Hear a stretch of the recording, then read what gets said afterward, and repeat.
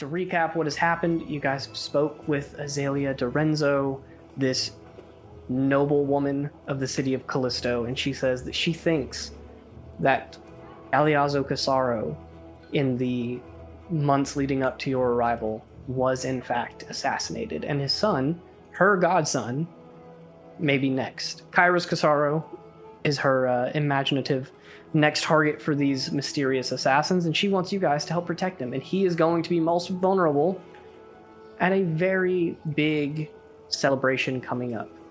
The ball that Callisto hosts, that the wealthy throw for the public, is when he is going to be most accessible to the average commoner, and that is where he will be the biggest target. So, you have all been hired to make your preparations, protect him during this event. Now, it is a great big world out there, and it is full of light and laughter and joy and festivities. And we descend on the city of Callisto, shining, bless you, Thank you, glowing in gold, ringing out with laughter and the sound of soft bells and chimes in the distance, music playing up from various places throughout the city, people walking the golden streets that are reflecting light up into the sky. In your short few days here, you have learned Callisto to be a place of kind of a strange happiness. The people here love it. They think of it as the greatest city in the world, despite the fact that turmoil is brewing underneath, with the mines being closed and rumors of a mysterious assassination beginning to brew. You guys have about 2 weeks until Azalea Dorenzo contacts you to make the final preparations for the ball. She gave you a insignia for her house, basically allowing you to send bills for your preparation equipment to her to be handled. Now, she said to use it, responsibly. No shopping sprees, Ava. But I will say that we descend upon a bright and beautiful, kind of a slow morning to the city. People are getting up, walking around, walking to their various jobs, stopping in cafes and bakeries to pick up breakfast. The party stirs awake. Athera is going to stay back in the Lost Lament and be catching up reading on the journals, but she does say that if you guys need her for anything, or if you go to make preparations for your clothing for this ball, that she will absolutely participate. Gwen, I'm going to say she meanders off. She's been kind of a lone wolf, so to speak, in the past couple of episodes, and I'm going to let that ring true. We'll let Izzy decide where she headed off to. Does Zim go with her? I didn't even hear you. Does Zim go with her? Yes. She's not a lone wolf. Her and Zim are both lone wolves, but they just happen to travel together because it's more convenient for both of them. But I'm going to turn the game over completely into y'all's hands. You have a city at your disposal. You have a couple of things brewing up. I know a couple of you had things that you wanted to craft and make during downtime. A couple of you had connections you want to make, like Flaviano's promise about this special favor for Ava. So all of those are things that can be brought to fruition today, but I'm going to let you guys decide the order that they happen in. You just let me know what you need from the world. Shorty. I'm going to immediately, Danny, yes. You knew. That was such a good intro. Thank you. But I'm gonna bring it back to the night before. Sorry.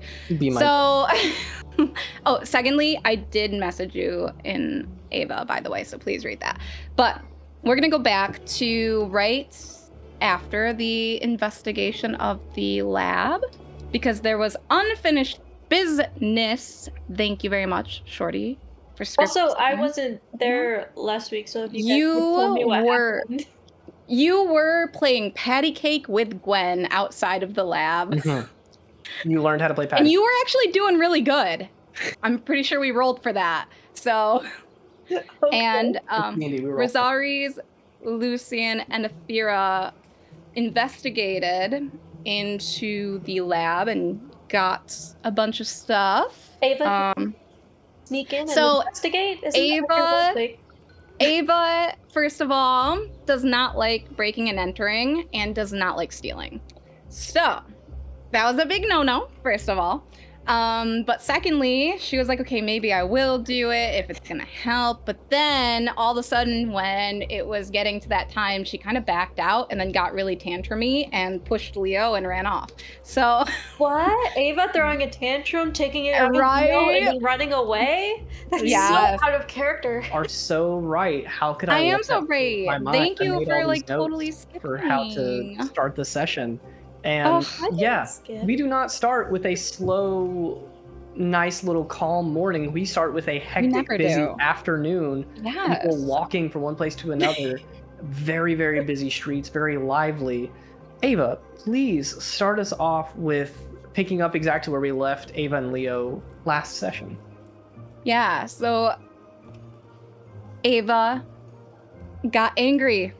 Leo asked her what was wrong, and she said, fuck you, basically, and pushed him, and then ran off back to the Lost Lament, and Leo was going after her slowly, getting some food along the way, but, eventually, he might get around to the Lost Lament. Caught up eventually. My perception may not be there, but my knowing of this person was, so I headed back to where the alcohol was. Yeah, it was very clever. Very clever. But, And Ava's definitely at a table towards the back, and there's like 4 shots already empty and like 2 fancy drinks next to her. I'll walk in and I see you and alone at a table in a corner brooding, and I'll saunter over. I'll snatch the last shot out of your hand as you try to take it, and I'll take it myself and sit down. And I sort of just slump to the side a little bit. I can't really do that when I don't have a chair to sit in right now. But just be like, Ava, usually you're pretty moody, but that one was a lot. You seemed so keen, and it's crime. It's like your thing. What's the deal? Crime. Yeah. Like a roguish type. Good to know that's what you think of me, Leo. Didn't say it was a bad thing. Things have been like wrong for a while. You only now just started to tune in. True. So you're asking me what's wrong, what's up, as if you'd understand? I'd like to. If I can. I don't think you can. But hey, and you can tell she's like a little tipsy, a little drunk after drinking that much already. Leo, I was just preparing, all right? I wanted to make sure that they would still be able to accomplish whatever it was that they needed to accomplish without me there. And that they can still do and get what they need, even if I'm not around. And I'm sure they did. They did. But seems like a very sort of doomsday sort of approach to things, yes? Maybe from your perspective. But see, from mine, I was never a part of the plan. I kind of came out of left field. Like, I was never meant to be here. I was never meant to be with this group.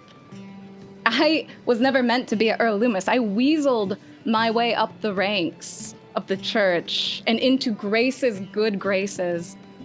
Found myself on a mission to Earl Loomis where I could escape, but I wasn't meant to. I shouldn't have. What is meant to in any of this? Was any of the victims of any of our actions meant to have died to it? We've all made mistakes. What mean- is this? Maybe things What is wouldn't have this happened the pity? way they happened. Rosari's whole order was fucked over by me. Need to forget that. I mean, And If I- Loomis got fucked over by me. Do I deserve less pity than you? I think maybe, Leo, you might have chose differently if I wasn't around, too. Well, that's certainly true. You definitely make me make decisions that I wouldn't otherwise do. Exactly. That's a bad thing. From your perspective, perhaps. Listen, I am pessimistic, all right? I like to prepare for things, and when I got to Loomis, I didn't know what the fuck I was doing. I still don't know what I'm doing, and I didn't think I'd make it this far. Definitely not here. And, you know, the way I see things is that when everything's all said and done, I mean, you guys have so much money now, and we're getting closer to the answers and everything that you want. And after it is all done, I think Athira will probably go back home and guard her secrets like she does. And Gwen and Zim, they'll travel the world like two peas in a pod like they wanted to and make people laugh along the way. And Lucian, he's going to be a very powerful wizard. I know it. Rivaling that of Loomis or Beren, even. And I think that he will reunite with his sister, one way or another. Rosaries, well, Rosaries is going to die. For real, this time, whether Well, we know I that, want him yes. to or not. So he That's will part of the leave. deal, wasn't it? Yes. And you, Leo Grin, you're going What am I to gonna be an amazing healer when people need it, but an even better warrior when they need that instead. You might even But take to what over the end? Church of Corteus. Lead it the right way this Look, time. if you've not learned anything about me, I don't have ambition. My future dreams of you sure does. Well, And- then that means that you care far more for me than I do for myself at this moment. For I do not think I have the right to do anything regarding leading people after some of the blunders I've made. But look, even if I were to become some sort of great leader, to what end? What would I take and do that with? I mean, who's to benefit if I become some great warrior? Because what I see is when this is all said and done, and we figure out whatever it is we're going to figure out, and I don't even know what the end point of this is going to be, you're going to go bugger off and do something by yourself like you always do, and we know what that thing is now, but you don't have to. I said before, I've already been the cause of hundreds of people's deaths, and we can just fuck off and go kill some people if you want. I'm down. I would, because look, you have a direction, and I'm gonna and if you need someone to help you with that direction, I'm willing to go. You would kill. Because I also don't think you need all this fucking money. We can just go kill them. It doesn't make any sense.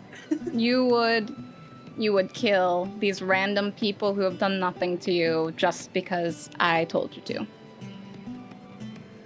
They've done something to you. Leo, I think you misunderstood me before. I don't want to punish or kill the entirety of the Church of Paran. I want to punish and kill the one person that did what they did, and that was betraying my parents. They were somebody that my parents cared for and trusted. And when the church came in, there was a lot of rules changed, a lot of things, bans. You weren't allowed to speak out. My parents were some of those who were speaking out. They were doing it carefully, of course, but that person sold them out to the Church of Paran, and that is why they were enslaved.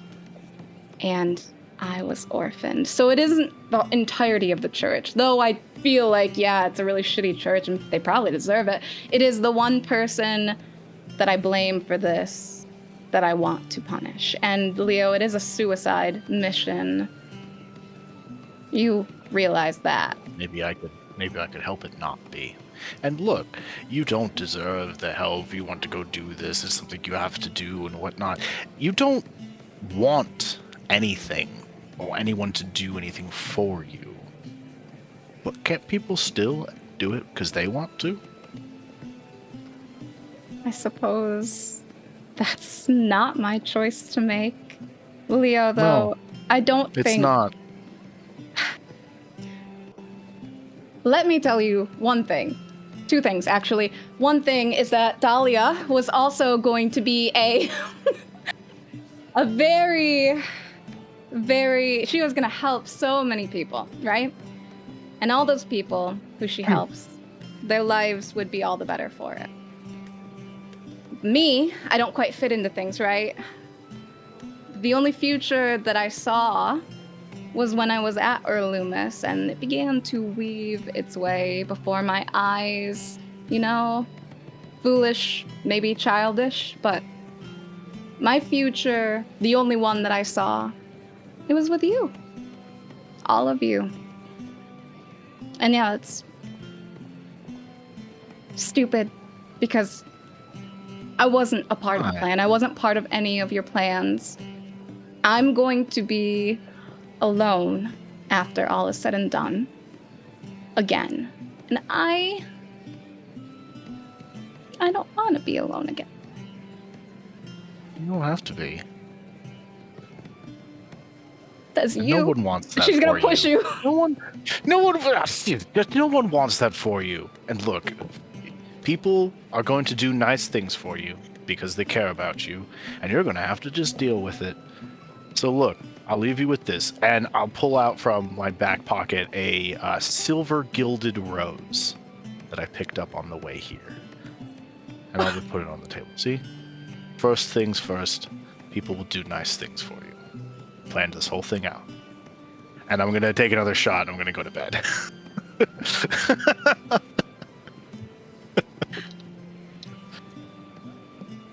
You don't have to be alone. What, do you want me to come up there with you? No, go away, you.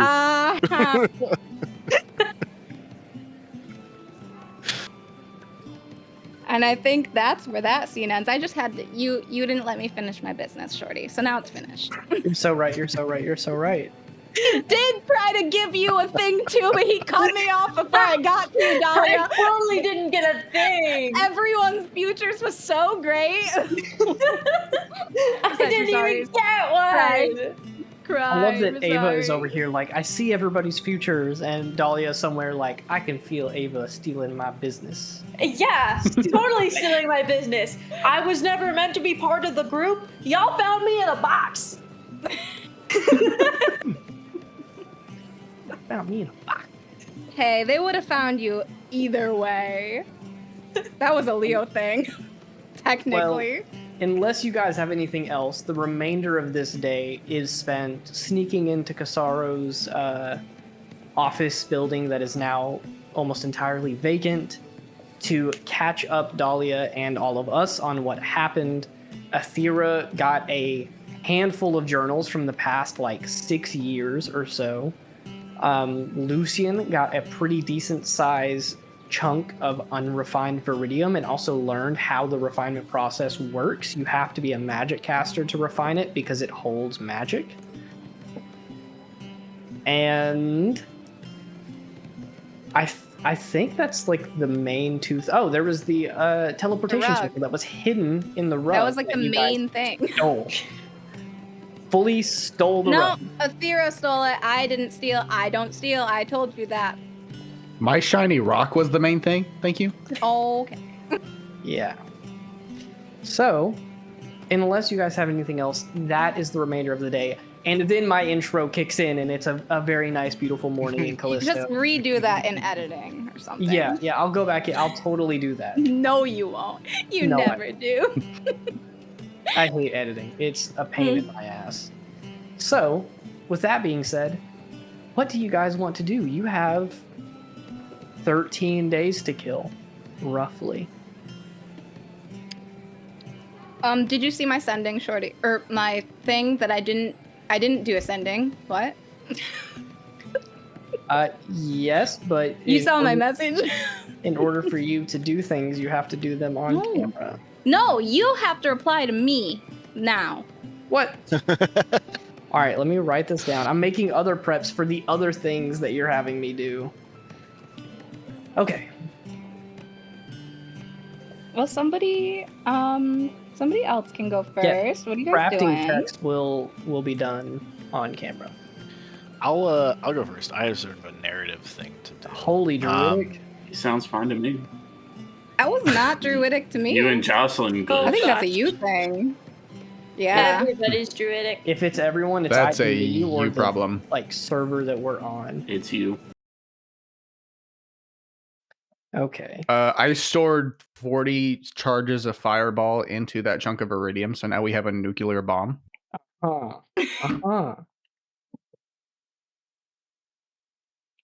That we will He's- use to extort civilians. He's not taking us seriously, guys. Why is the music That's not working? it. Trigger the Viridium. We planned Oh, for you're not this. taking me seriously? Yeah, we planned for it. It'd be a shame if I ended the campaign right here.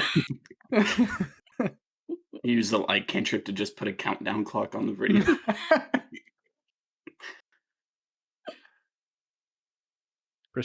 Prestidigitation to make a Yeah. tiny little clock. I really hope that the stream catches what we were saying and not. I mean, I think Craig Druidic. will. Oh. So you'll have a fun little nugget and post. That'll be fun. There you go, Ava. There's your clip. Yay, blooper reel. Boopa wheel. There we go. Perfect. Yay! Boopa A wheel. blooper wheel. Boopa wheel.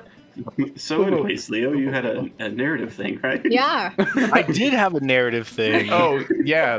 Story. Go ahead. Oh yeah, what are we doing? So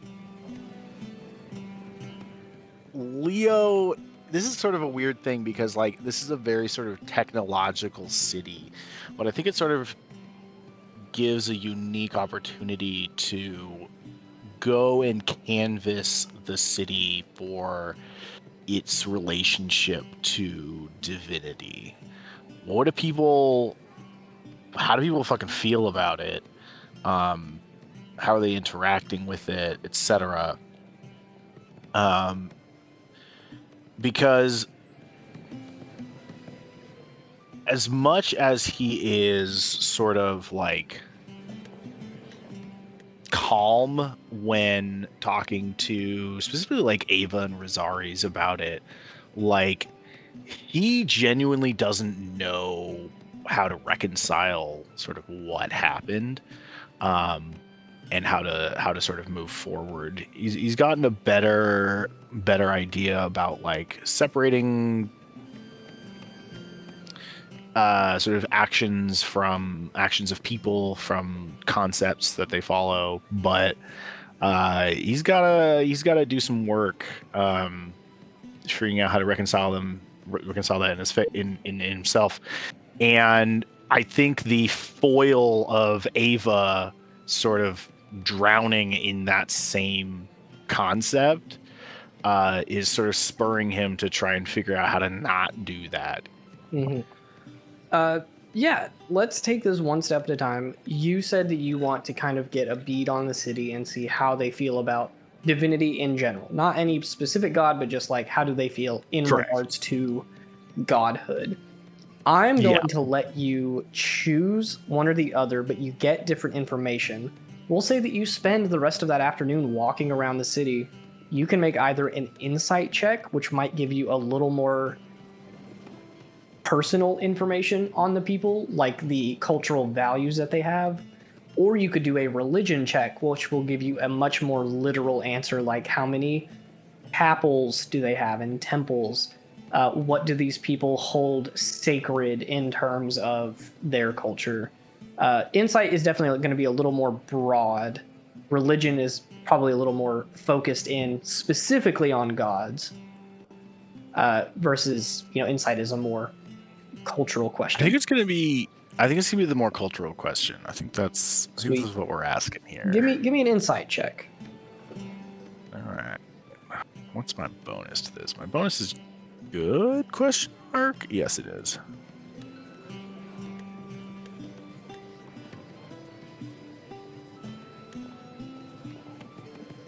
Can I just fucking roll a die, please? I would love my that. I God, saw it's a die roll on my screen, and you got a 19 on the die. Seeing... Oh, well, we'll take a natural 20 as well. 20. That one's a nat 20. Okay, well, whatever the first one was. It's a natural 19 versus a natural 20. I'm hearing that you succeeded. Okay. That's all I I need. succeeded wildly. Yeah, I got like a 27 or something. Oh my god. Yeah. Okay. Here's if you got that high, like over 20, I'm gonna give you some general information, and then you can ask questions to like narrow down on topics that you want. First of all, general insight, these people do not have much in regards to the gods at all. There's no like cultural quirks.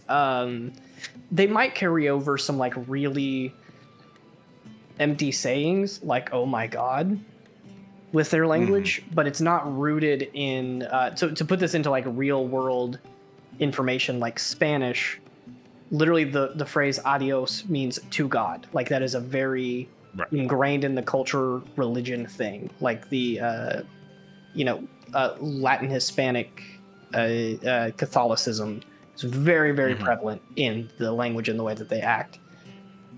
That's not really present here. These people seem to not really care about the gods as a whole, and the things that they hold to a high value in place of that seems to be the sense of community and the city itself. You're noticing a lot of like, I think I briefly mentioned it before, a lot of quote unquote social programs, like because Viridium is so useful at helping people lead easy lives, they will have it do the tasks of normal things, like farming is significantly easier when you can use Viridium to make the plants grow significantly faster and larger. Right.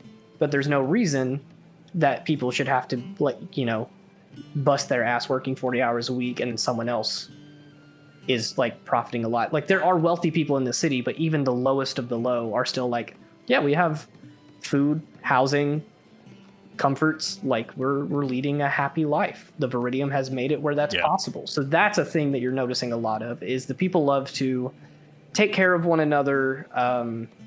It's got a very strong, like almost New York style, we're proud to be from this city, we love where we're from kind of vibe. In addition to that, on a stupid high success rate, just in the 3 days that you guys have been here at this point, I'm going to let you know, and you can use this as one of your questions to kind of poke and prod, that there seemed to be almost an influx of tourism. The fact that so many of these people speak Westarian is not just convenient for all of you.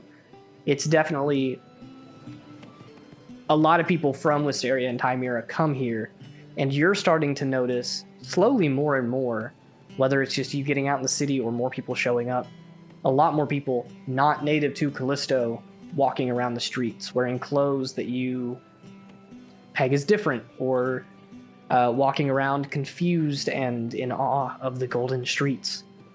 So with that being said, I'll give you 2 questions because you got like a 27? Yeah. Go ahead. Give me 2 questions of things that you want to know about the city, and as long as it's something you could logistically find out walking around in an afternoon, talking to people, going places, I'll happily answer them. Okay.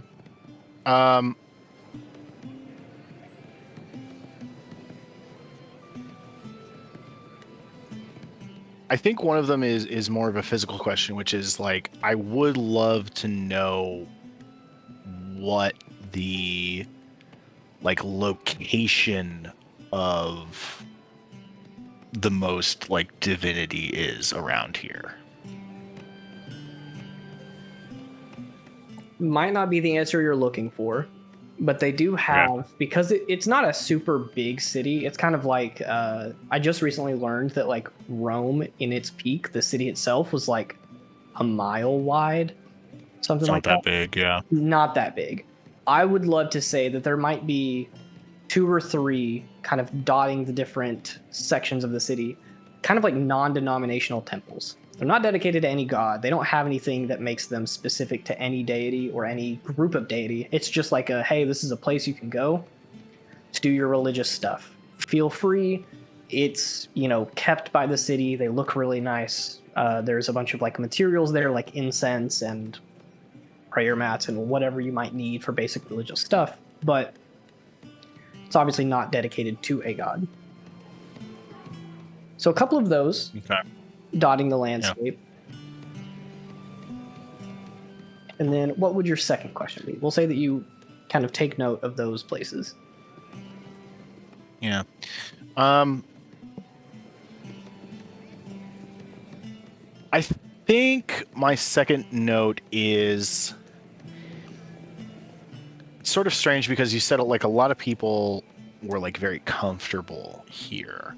Mhm. So as I'm sort of walking around, I want to see if I can find the people who are not comfortable. And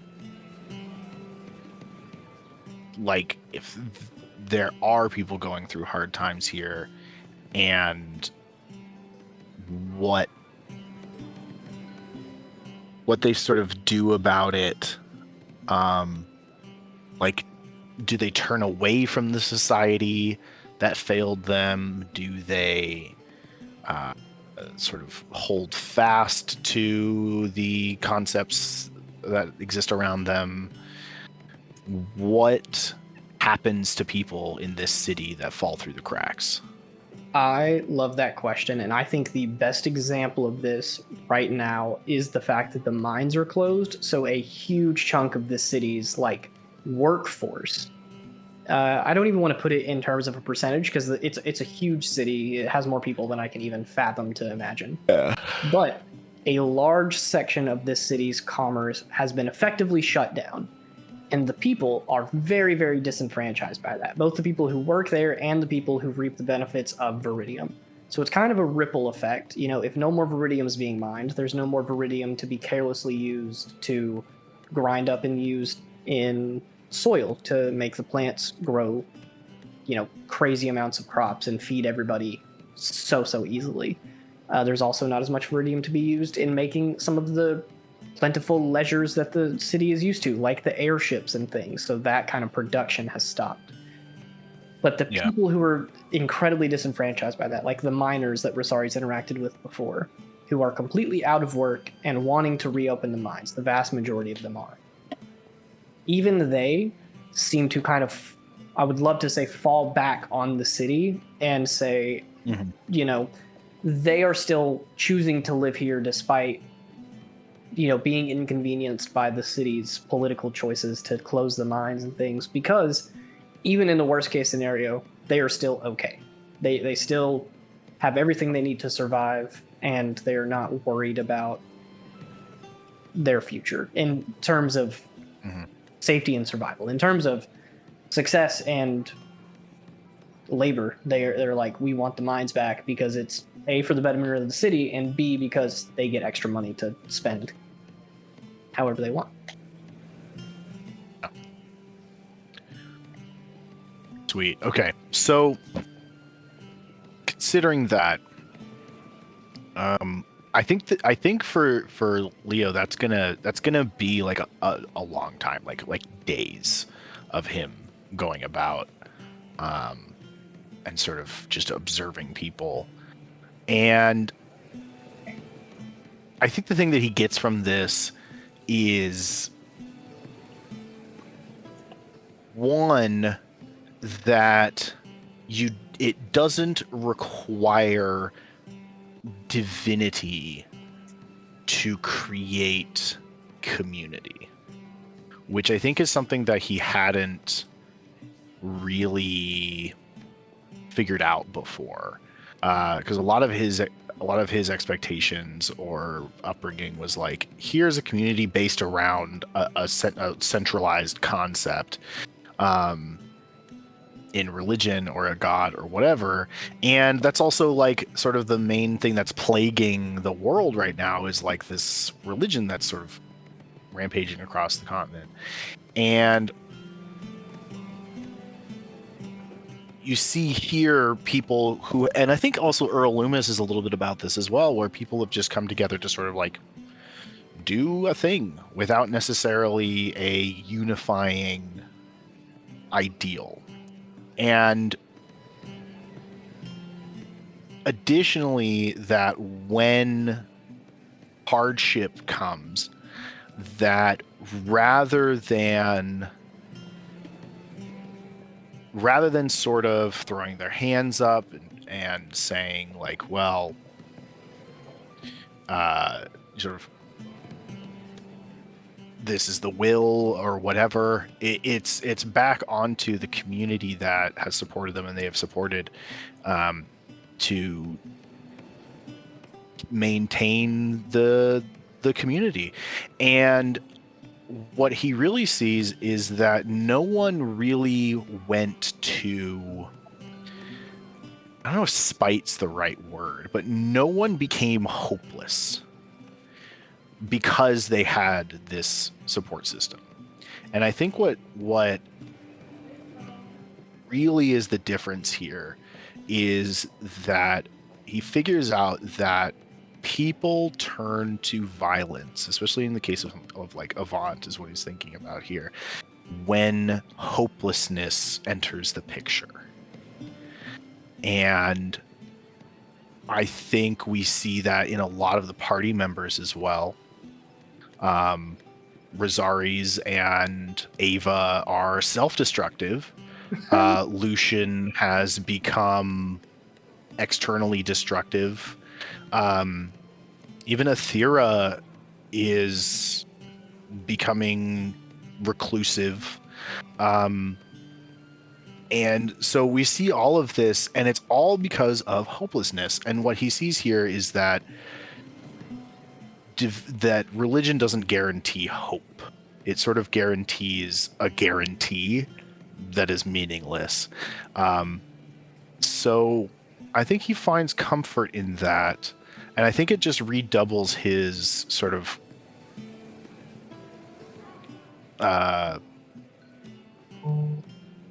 desire to stay as a group and to make sure that his friends do not fall into hopelessness, because he thinks that hopelessness and a lack of community and safety net is really the thing that has driven most of the issues that are sort of 1 degree of separation away from him right now. So he'll sit on that for about a week, and we might have some conversations later about that. I'm gonna add one thing. I was fixing this. Oh my gosh, you guys were waiting so hard to pipe in. Like, Before you do it, I have one more thing to plant in Leo's brain. And that is, Sure. In regards to this kind of self-reflection and very introspective analysis of how this city operates so differently from where you're from, I do want to throw out there that one of the changes that you notice, like one of the things that is so different between the Church of Corteus and Stonewall and Callisto, is in Callisto, there is no confusion about who is making the choices. Versus recently, Leo did come to the realization that for who knows how many years, Avant has secretly led the church and kind of chosen what they believe without ever having the public know about that. And I think that might be one of the reasons why this city is so like confident and comfortable with itself, is because they know exactly who's making the calls, they know why they're making the calls, versus that kind of veil of secrecy that Avant keeps. Jocelyn, your turn. Yeah. So if you ever decide that you want to talk to Dahlia about this, it is something that she would love to talk about, because what you're describing is you kind of discovering the idea of this thing that she's been trying to tell everybody about this whole time, which is the idea of Para Solana. You are describing the idea of Parasolana. Yes. Yeah, we'll come back around. I don't want to take too much time, and I want to think about exactly what I want to say, but I think we'll come back around because I've talked to a lot of people about this, and Dahlia is one I haven't caught up with in a while about this sort of thing. So I'll come back around to that. Sweet. But that is like what you're describing is Parasolana. Yeah. Fantastic. Well, if there's anything else you want to do with that information, feel free. Otherwise, that does take multiple days out of Leo's book, so the rest of you have quite a bit of time. I think Lucian has two things he wants to try to do today.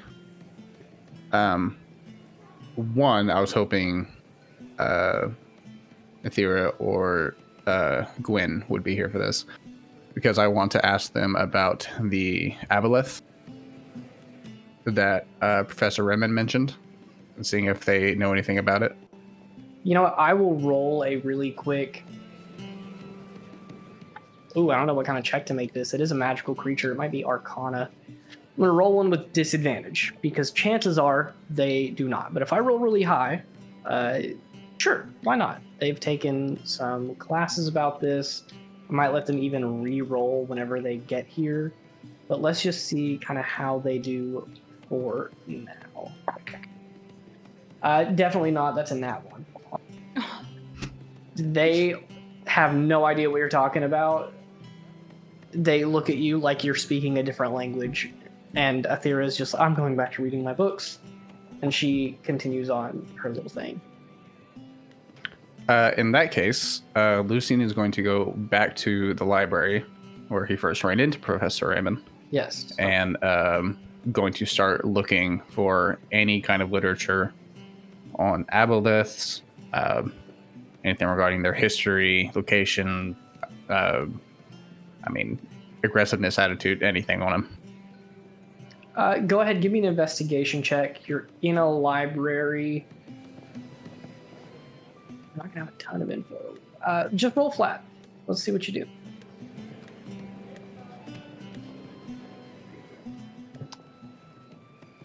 That is... Ooh, we're here. That is a 18. Fantastic. On an 18, repeat some of the things you want to learn about this creature for me really quick. First thing is really any general information, because this isn't something that I've heard of before. But I'm going to be especially interested in anything regarding their biology, behaviors.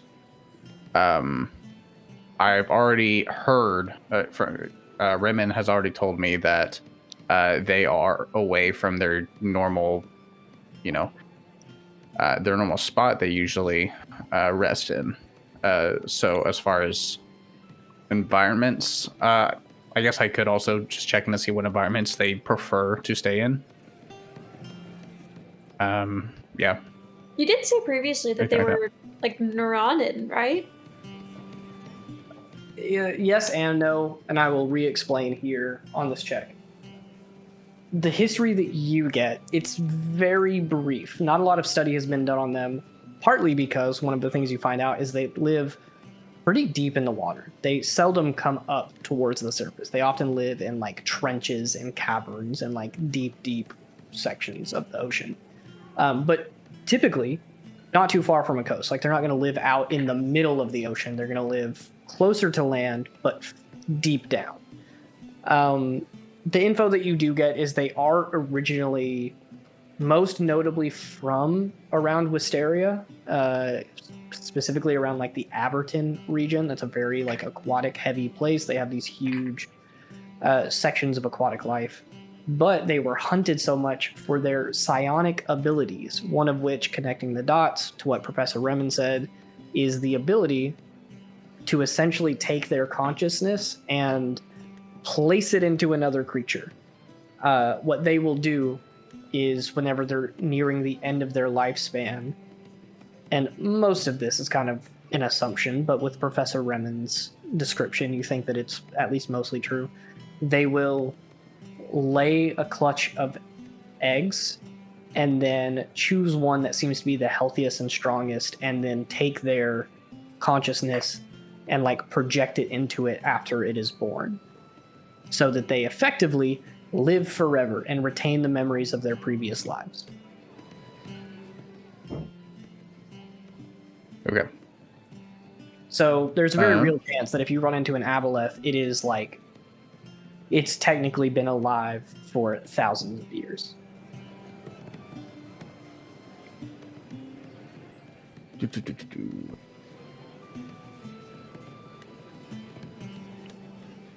Okay, I'm gonna pass on to someone else for just a little bit off of that. Cool.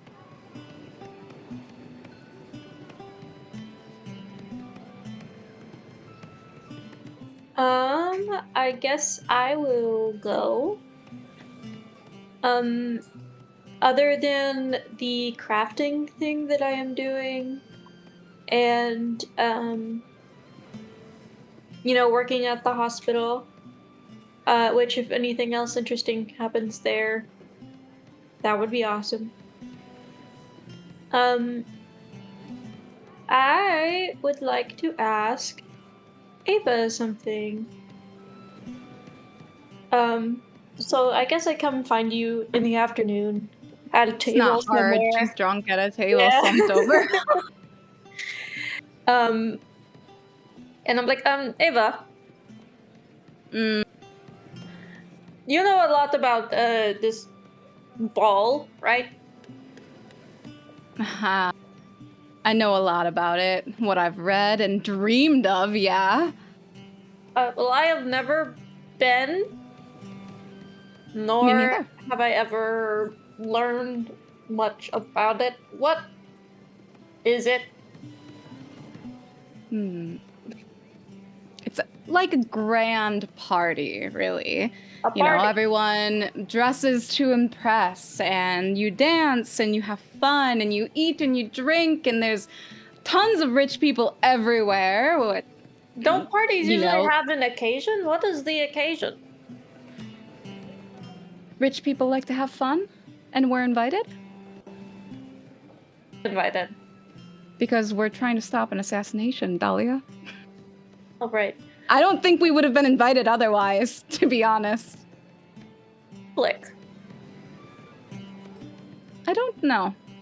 Maybe some... I thought you did so much reading. Well, in this one specifically, I have no idea about it. This is only what I imagine and have read in, like, my, fairy tale books about the, the princess going to the ball and the, Okay. And at this knights ball and all they that. party, hmm and that is eating food, Really and good food, there really is good drinks. a fire, usually, in parties that I know.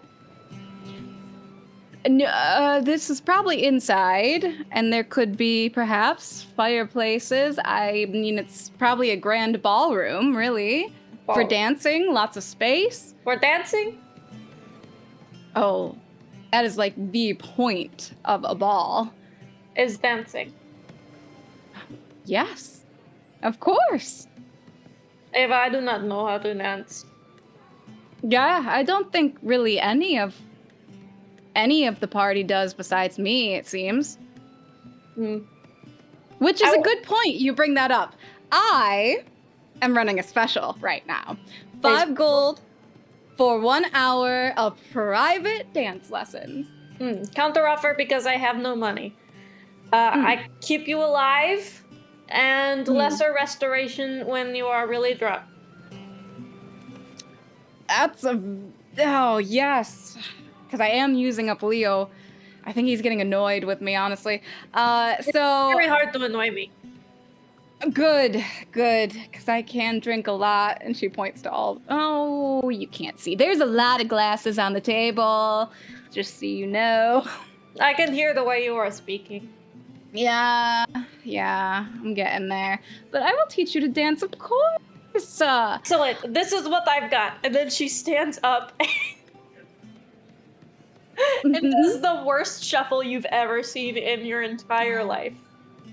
There's a lot of jagged movements, some stomping. We're gonna okay. Did you learn that where you come from, or No, I just made it up. You made it up. Yes, I did. Wonderful. It is very nice. Yeah, well, we'll work on it. And but what I would like to do before we work on that, and she like grabs your arm and pulls you in. What did you do in the church? Oh. Now? Right now. Okay. Did we go upstairs? Okay, you sure that's what you want? Privacy? There might be somebody in a room, though. We'll kick him out, it's okay. And I just grab you. If Lucian's in the room, I'm just gonna, like, barge in and get out, Lucian. Lucian is still at the library. Get out, Leo. Get out. I don't know who's there. You've been barging into my room a lot lately, and it's getting suspicious. Do you Why not do you keep have choosing your my own room? Fine. Because, Leo, maybe I needed a restoration, okay? Aren't you have things to do, though, don't you? Hi, Leo. I'm writing my manifesto. Go away. Well, we need this room for private reasons. We are not having sex. I'm fine. It's fine. I don't think Cool. Okay. I don't think he thought that, but thank you for clarifying, Dahlia. You're welcome. Goodbye, Leo. Slam the door. So tell me, you have been so avoidant, and I told you everything I've done, really. Yes, it is just that it is not exactly my proudest, and not something I want everyone to know about me. And she kind of like sits down, and she's like braiding a little piece of her hair, kind of like absent-mindedly while she talks. Mm-hmm. So you know how I came into the church, right? I met her. Yep. It started out really, really good. So you say. She was radiant. This is truly the only word for it. And she helped me. There were these kids, and they robbed me, and of course I could see them. I knew that's what they were doing. I just figured, they probably needed the gold more than I did. But she helped me, and we became very quick friends. She realized what I could do, and we became kind of a dynamic duo. We stopped robberies and murders and helped little old ladies across the street, that sort of thing. And we were really, really good at it. And at the time, I was probably 12 or 13 years old. And she was 15 or 16. And she climbed up the ranks in the church very, very quickly. Much quicker than anyone could have anticipated. Much quicker than anyone else ever had. And that got her noticed. Mm-hmm. Eventually, a high luminary decided that they were going to bring her to Indira so that they could give her her Inquisitor role and congratulate her on her glowing success. And she decided to bring me with her. She said that it would be a good time to introduce me and bring me into the church so that we could help even more people.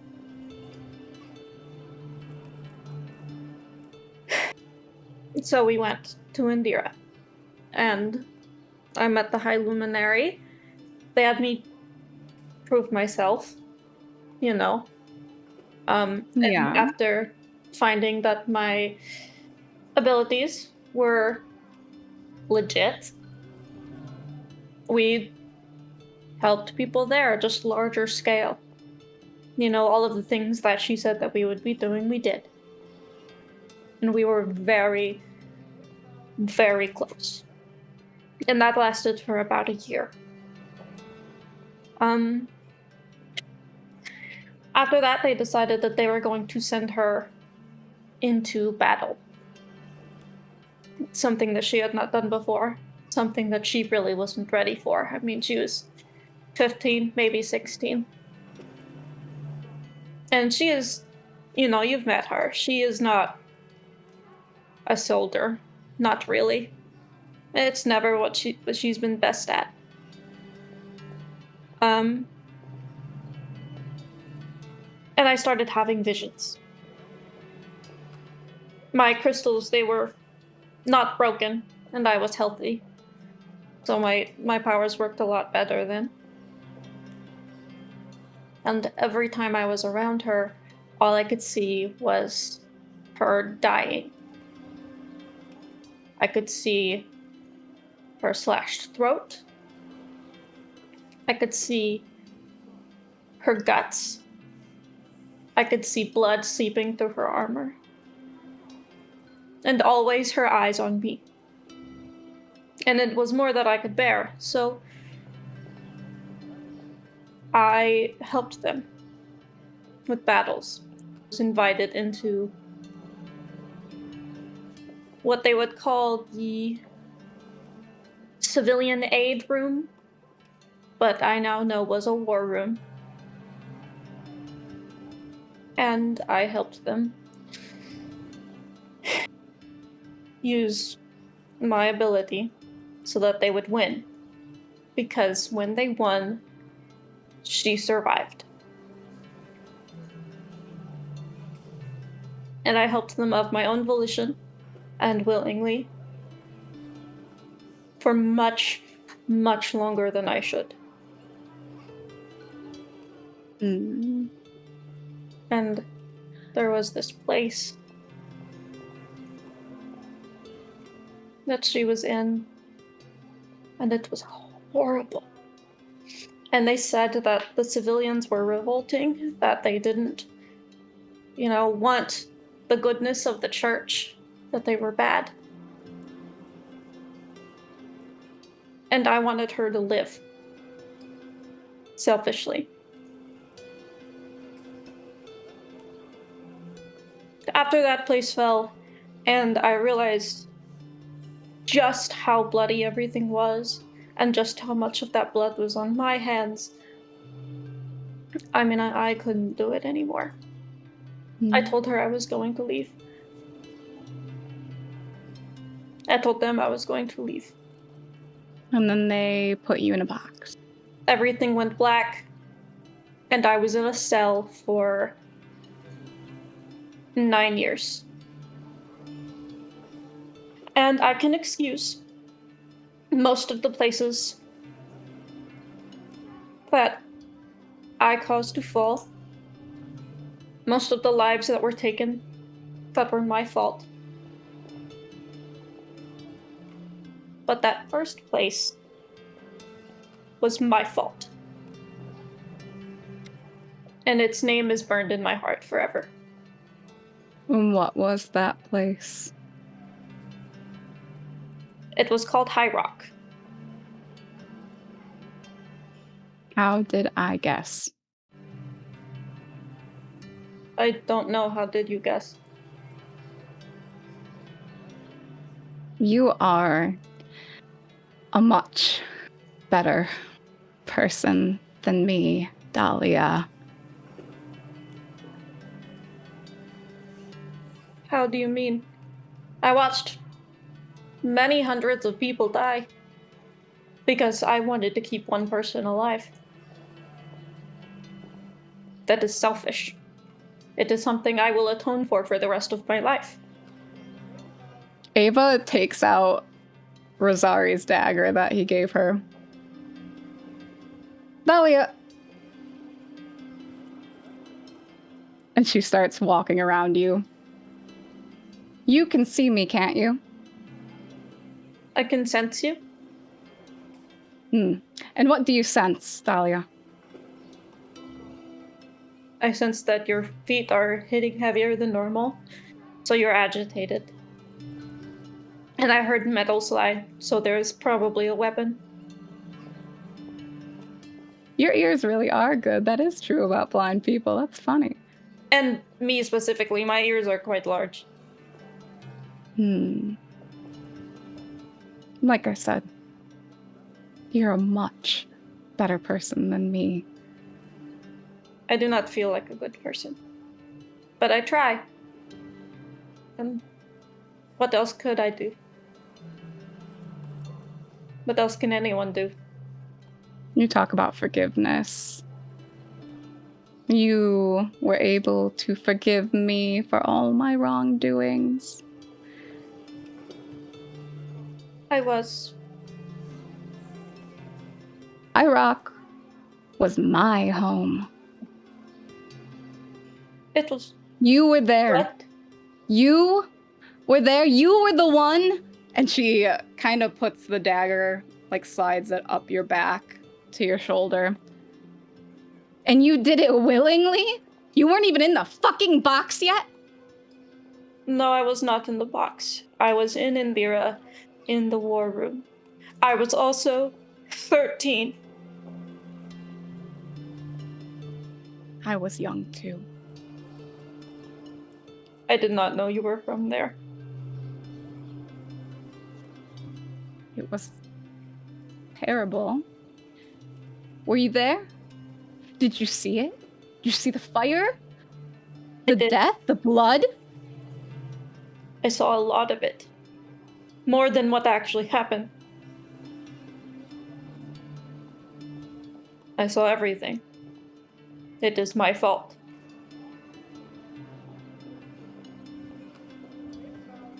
Yes. It is. And Ava kind of just like takes the dagger up and she's really trying to hold herself back. And she just throws it past your shoulder. Probably hits the bed. And then I mean, stays perfectly still. she walks out and slams the door. I don't think I'm beginning dance lessons.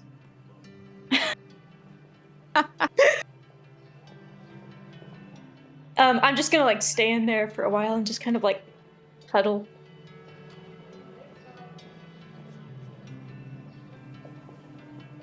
What the fuck was that, Shorty? That's okay. To transition from this very serious moment. Gallant. You guys are so dumb. I hate you. Shorty, I just had a couple of things that we can do real quick if you want. Go ahead. I've had like 3 people tell me that they're gonna cast sending this episode, so we need to get to some of them eventually. The 2 I want is not either sending. Neither of them are sending. That's Sorry. totally fine. Me and Lucian have a plan for that later. Okay. The 2 things I wanted, one was to try to get the bird lady to let us buy 2 revivify diamonds with her money, just because if we're protecting him, like worst case scenario, just bring him back, you know? Yes. To let you know, those are gonna run you guys about like 200 silver pieces technically, Us? but you guys don't have to pay for it. You give Dorenzo's mark and the person that you're purchasing from. You probably go to like a jeweler's store, and a very nice elderly man see Dorenzo's mark and kind of smiles faintly, and he says, "Absolutely, I can get those for you." He gets you 2 pretty decently sized, like probably bigger than, I don't know how expensive diamonds are based on size, but we're gonna say like they're pretty big. They're like twice the size of a D20, fit comfortably in your palm. And he says that he sends the bill to Dorenzo, no questions asked, and you have 2 diamonds for Revivify.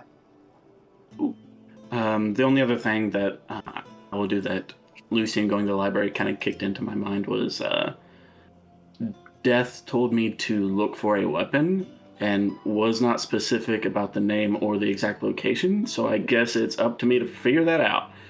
I was going to go to the library and just kind of look at like myths and legends, and all I have to go on is there is a weapon, one not of this world, similar to a scythe, that has the capability of destroying the soul of the target you kill it with, and it's buried deep in the north in the cold. It is very helpful information to go on. Yep. Give me an That sounds like investigation check. Narana to me. That's what I figured over the table, but I ain't never been there. I don't know what that is. You do know what it is because I'm from there. I don't know like where it is or much about it. I will let you guys You kind of guys? make character assumptions to the extent that you could imagine you could make assumptions about other countries, but without the existence of the internet, which is very difficult. But like, Narana would be the equivalent of like, how much could you tell me about Russia? You probably know a couple of like stereotypes and that it's cold, and that's most of it. I got an awesome 10 for my investigation. A 10. You have a difficult time discerning fact from fiction, as a lot of fiction books are going to be what you're looking for here, because most of the nonfiction is going to be like history, research, stuff like that. That's Lucian's department that he's looking in right now, and you might even be able to recruit his help to look into this. But you do find a couple of sort of history books, or not history books, but like fantasy-esque books of what are probably tall tales of heroes from either Northern Septenum or Narana, one of those two. And it's a lot of stuff is covered, but you're not able to really get a lot of information. I might even... Did you tell the group that you were going to the library? Because Athira is reading Cassaro's journals, and there might be a distant connection here to be made. I'd probably say it in passing, like, if you don't need me, I'm going to the library. If you do need me, that's where you can find me. Fantastic. I'm going to say that while you're there researching, you're there for a couple hours, pulling different books out, reading them, checking them, and you're getting a bunch of like myths and these, you know, clearly fabricated heroes that are doing unearthly things. But Athira pulls up to the library with her bag in tow, and she has a couple of journals in her hands, and she sits down. I'm going to assume that you two are near each other. Lucian and Rosaries are probably both at the library adjacently. She sits down and calls you guys over, and she says that she thinks she has found something.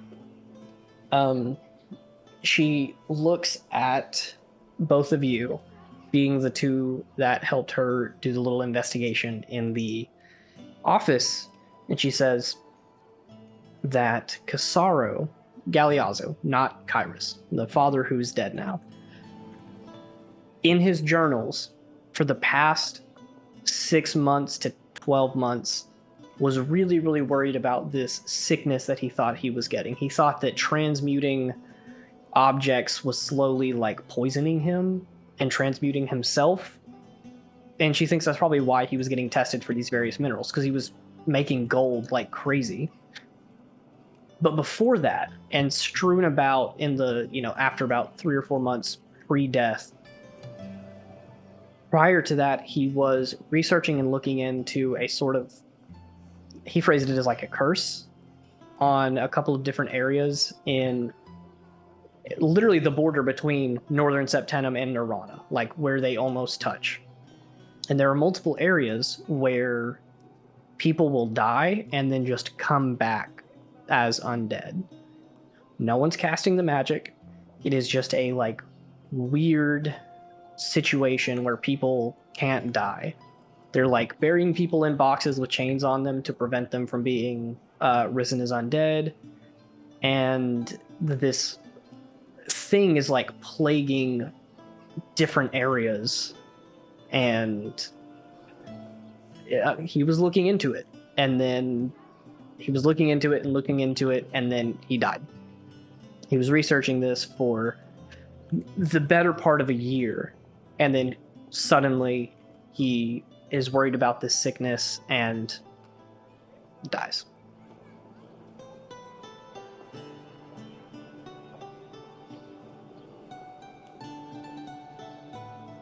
Lucian's the smart one. I don't know.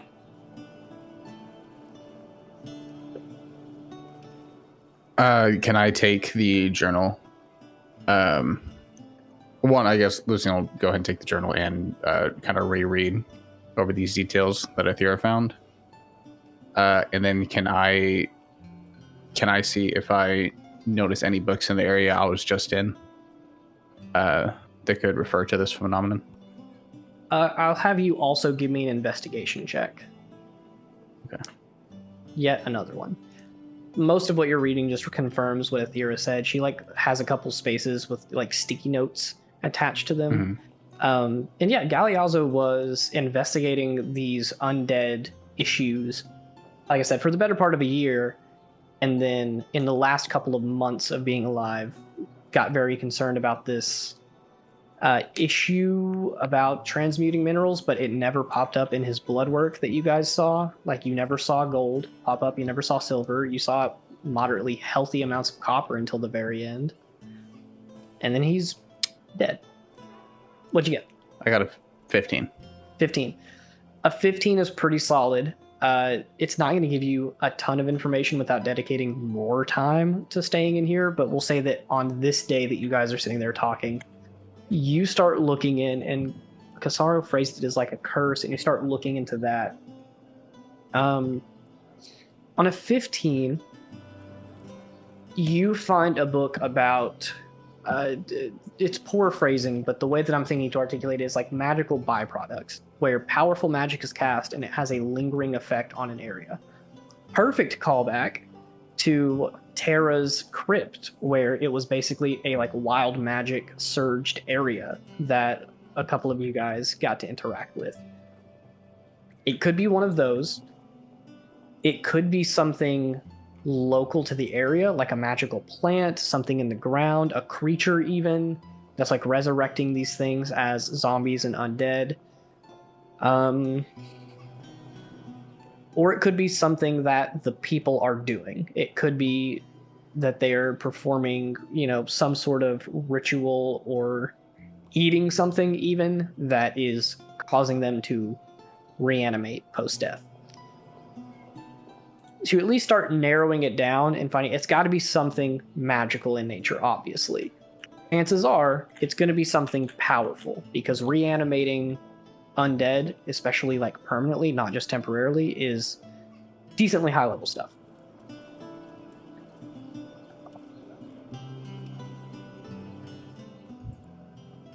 Okay. I'll relay all that back to the group.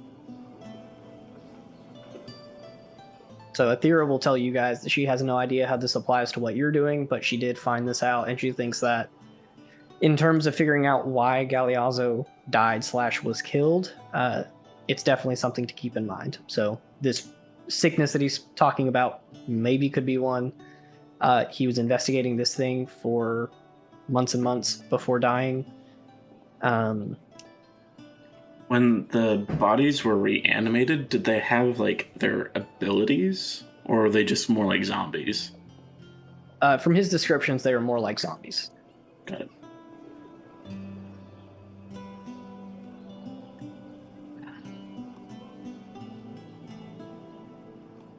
So Athera hopes that this will help you guys, and she says she's going to return to keep searching through the rest of his journals. Cool.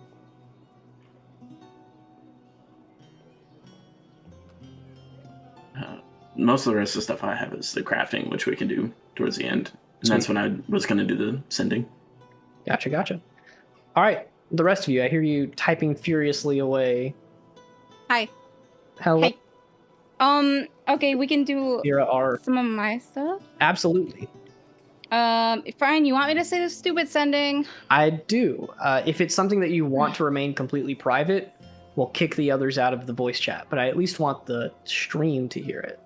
Okay, Which we'll kick him stream out. anymore. Bye. Okay, everybody go to Whisper Whisper. Bye. Why don't you two just go to Whisper Whisper? Because Craig is recording in this voice chat. All right, it's just us now. Close your ears. All right. So I think this was 21 words, not 25. So Perfect. I made it. So, Balgi, we need you immediately. Please get to Callisto ASAP. Use whatever funds you need. I beg of you. Please come. Very, very quickly, you do get a sending back. Balgaroth will respond. A sending is significantly faster than a letter. Yeah. And it says, you could get to Ilium faster than we could get to Callisto. We. Try to visit next chance you get. Love, Balgi, Kata, and the others. And that's 25. Oh. Wow, that kind of makes me happy. All right, well, I'm gonna say that I did send the letter anyways, Yeah. regardless. Like, We'll say that you so whenever sent it gets there. Sitting there antsy waiting at the post office, like, all this letter's taking too long to you. Yeah, I had to. Okay. All right. Well, I guess that's good to know. They can come back now. All right. Blah, blah, blah, blah. The first thing you Hello? guys say while you're back? Okay. We were in the middle of a conversation. Okay. And then all I heard was bing, bing, bing, bing, bing. Danny, do you want to inform anyone in the party of the sending that you did? Yeah. Rosaries. I don't like. Then why wasn't I allowed to hear this? Well, I didn't think about it at the time, but now I got a response. So, and I think you should know. Okay. And so, I don't know where Rosario's probably. Are you around? Or are you like out and about? When is this happening? Like, No, if no, it's I from did it 10 immediately. p.m. to 5 a.m., I'm asleep. I like what? Okay, it's gonna be 11 p.m. 11 And I'm p.m. gonna We'll barge say in I'm your getting door. ready for bed. Okay. I knock really loud and then I just push the door open. Rosaries! I'm cleaning my armor. And yes. Hi. You have Hi, a bad guess what? habit of this. Leo told me. What? What? I don't. I knocked first. Okay. Guess what I did? I'm gonna slowly begin to put my armor back on. No, it's fine. You're gonna love to hear this. I promise. So I messaged Balgi, and Who? what? I messaged Balgi. Are you talking about Balgaroth? Yeah, our stepdad. Yeah. Sure. Yeah. Okay. So, anyways, now that we're past that, I messaged Balgi, and I said some stuff, but anyways, that doesn't matter. You're What going to be matters- very specific about what you said, or I'm going to continue talking. All I I'm said. gonna start drumming on this shield or my armor. Is what you say? All I said was that I wanted him to come visit us because we could use him. But he replied, and he said That it would take weeks. he said that we could get there faster. And so next time we're like going that way to visit Ilium, and it was weird because he said we, right? So I was like, huh? But then he got to the end of the letter where he was like, love, Balgi, Peta, and the others. So he's taking care of all of them. Isn't that so cute and sweet of our stepdad? We had very different upbringings, and I'm going to affirm the one that you had. What do you mean? He is a paladin who raised me and Kata. Right. We are very much under his charge. Well, I'm not anymore. Kata is. Uh-huh. I am very sad that you find this so unique. No. Do you need to talk about anything? Listen. The way you talk about him, you made him seem like he's just a big old grumpy, stern. No, he is very mean- grumpy, but he is very much a tough love type of grumpy. I know that he cares for me. It's just that we disagree. You can He's disagree told with you someone he and loves still you? love them. He said, "I love you" to The you? third time. 'Cause- The third time he's ever said that, sure. Okay. So I'm so happy for you. I'm so happy for our stepfather. And I'd like to find him a stepmom too. Well, like us, a stepmom, so.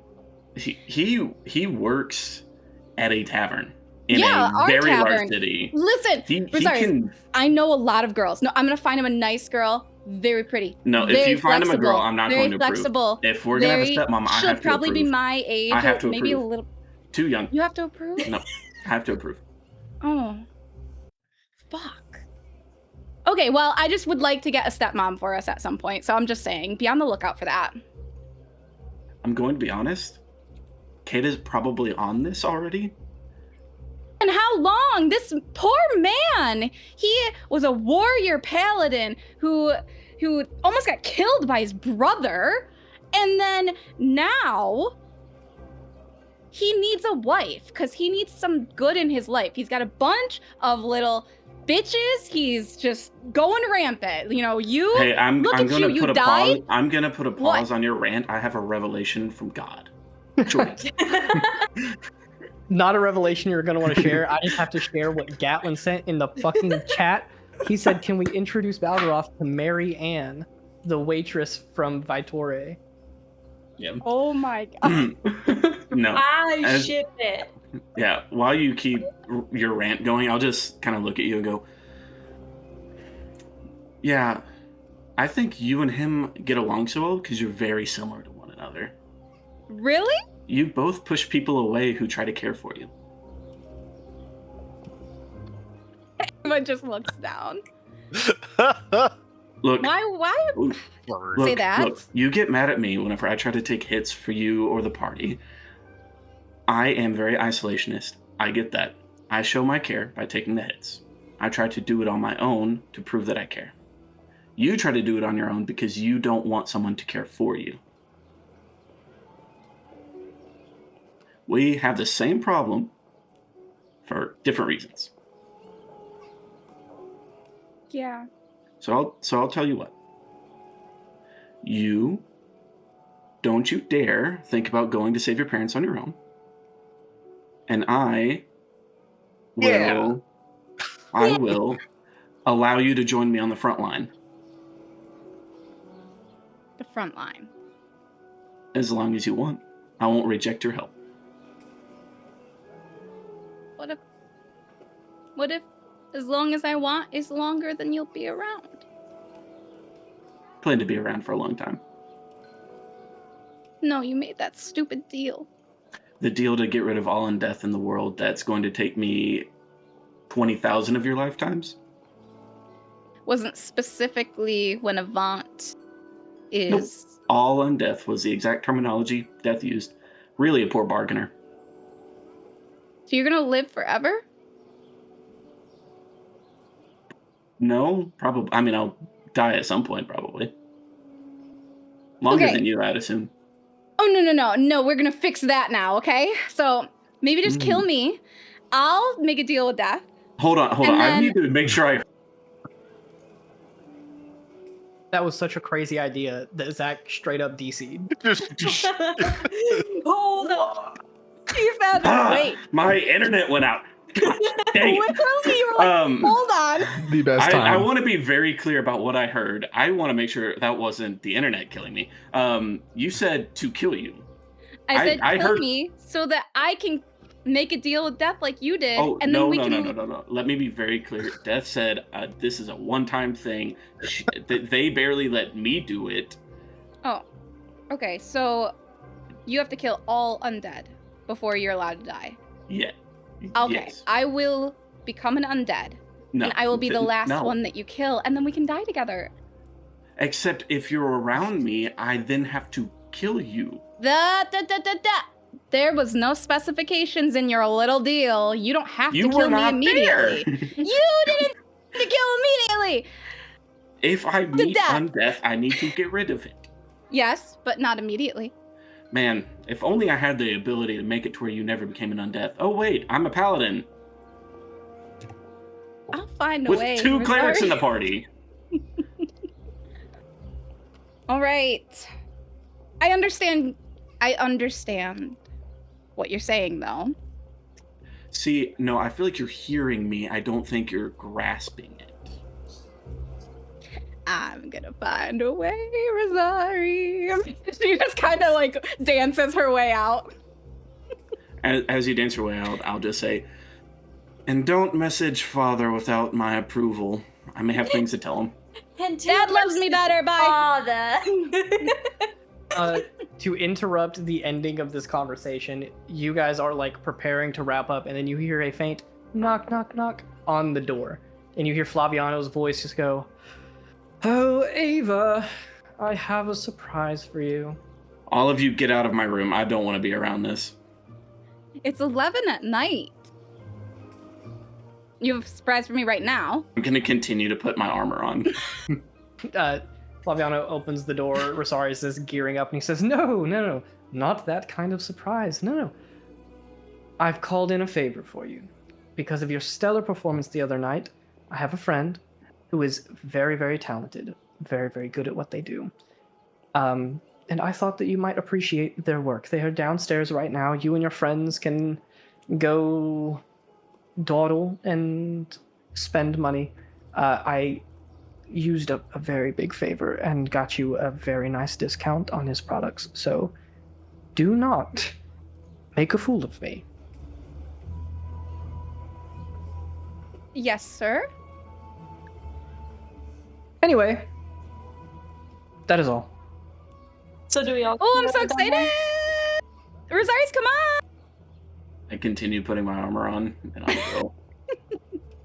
Do we all get to go Let's down? go see. It is for everybody.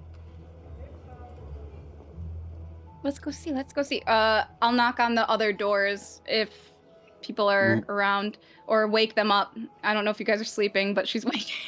Oh, don't worry. I'll just walk Rosarian- past the room, and I'm jiggling the armor. Rosarius, Lucian go is- wake Dahlia. Lucian is just now getting back to the tavern from the library. Oh, good. Good, Lucian, you're here. What? I have a surprise for you. Why do you have a surprise this late in the day? You're gonna love it. Stop asking Am I? questions. Just go along with it. All right, come on, The let's faster go we see. do this, the faster we get to go to sleep. I'm I'm already. not going to do that anyways. What's the surprise? I don't know. Let's go. And she just like hooks her hand with yours, walking. You barrel down the stairs, getting back into the sort of like large meeting room of this tavern where all of the tables and stuff are. You look around, and there are a couple of your normal patrons that you don't even give a second glance to. You guys have gotten a little used to the city of Callisto at this point. There's one person that catches your eye at a table all by themselves. A large round table in the corner with like this big padded booth. They have their feet kicked up in a pair of large, aggressive, like combat boots with hot pink laces against black leather. They have fishnets going up to like ripped denim shorts that are very like frilly.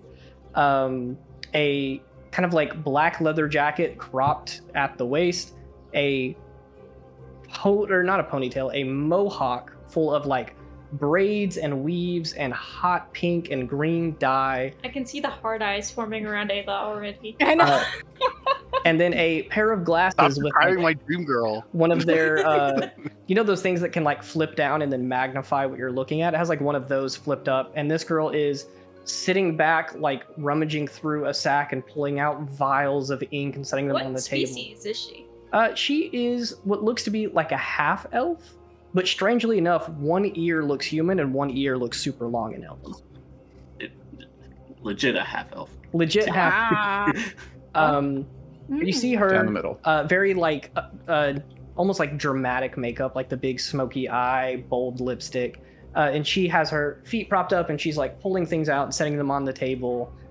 You see like a little like contraption, what looks to be like a set of quills all bundled together in this like metal contraption on the table.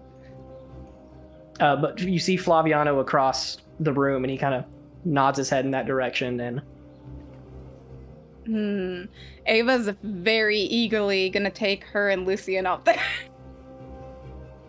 Hi. What's your name? I'm Ava. Andrea, are you Flaviano's little crew? Yes. Excellent.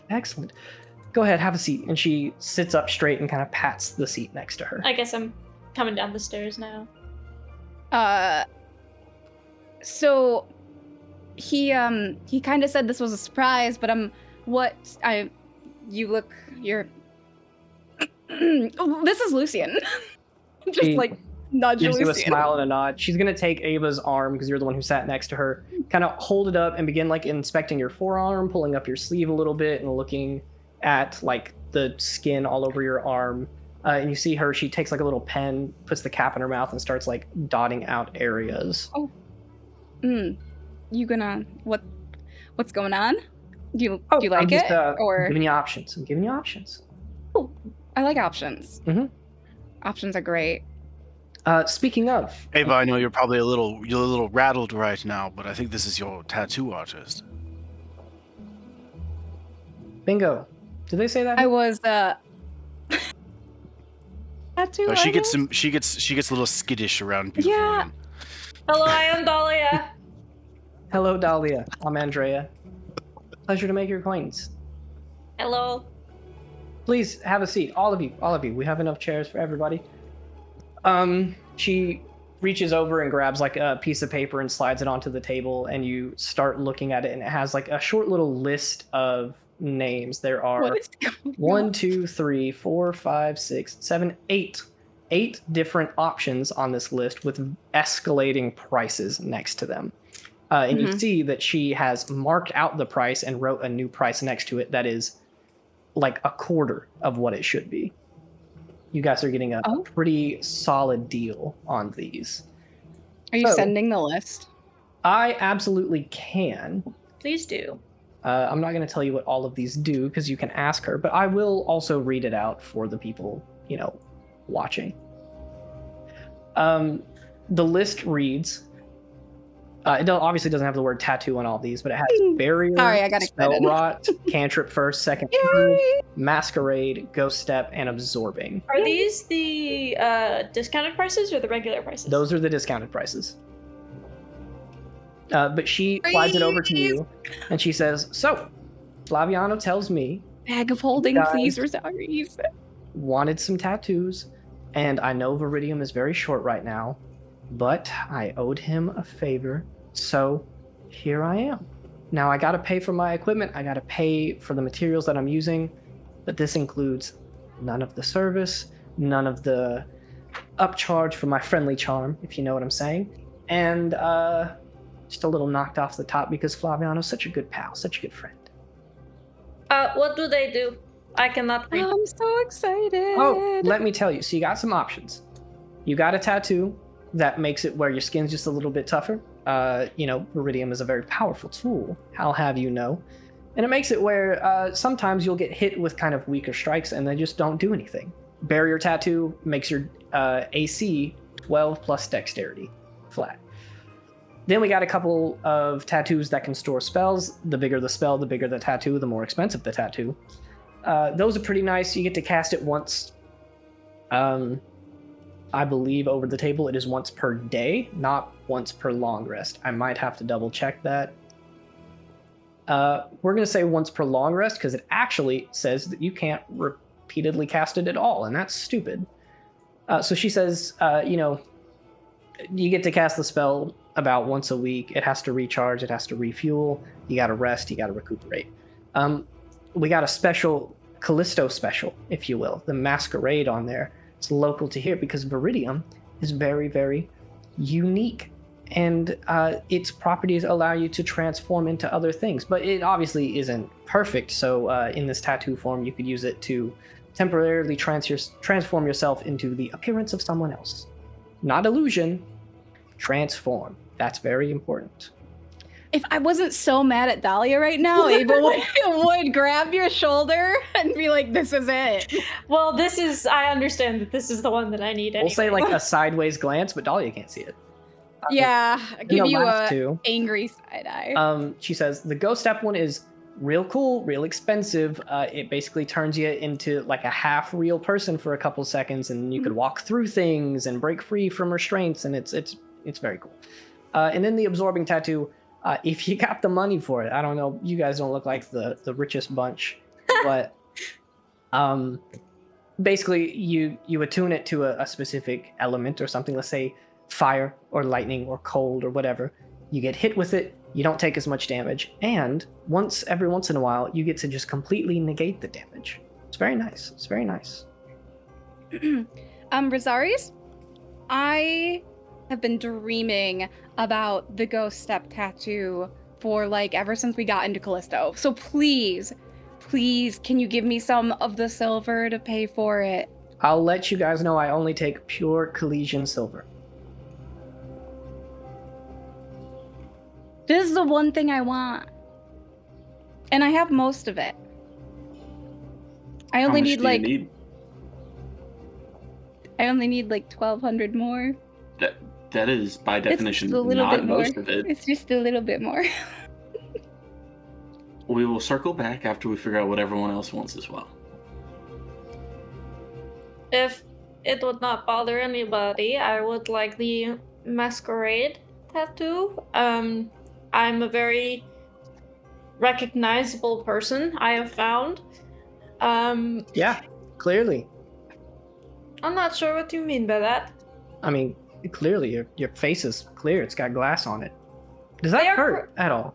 They are crystals, actually, and a little bit when I smile because like it pushes up on them, but otherwise no.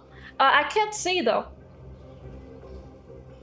I don't think this will fix that. That's some. Oh no! It is something That's some shit beyond my skill. Mm-hmm.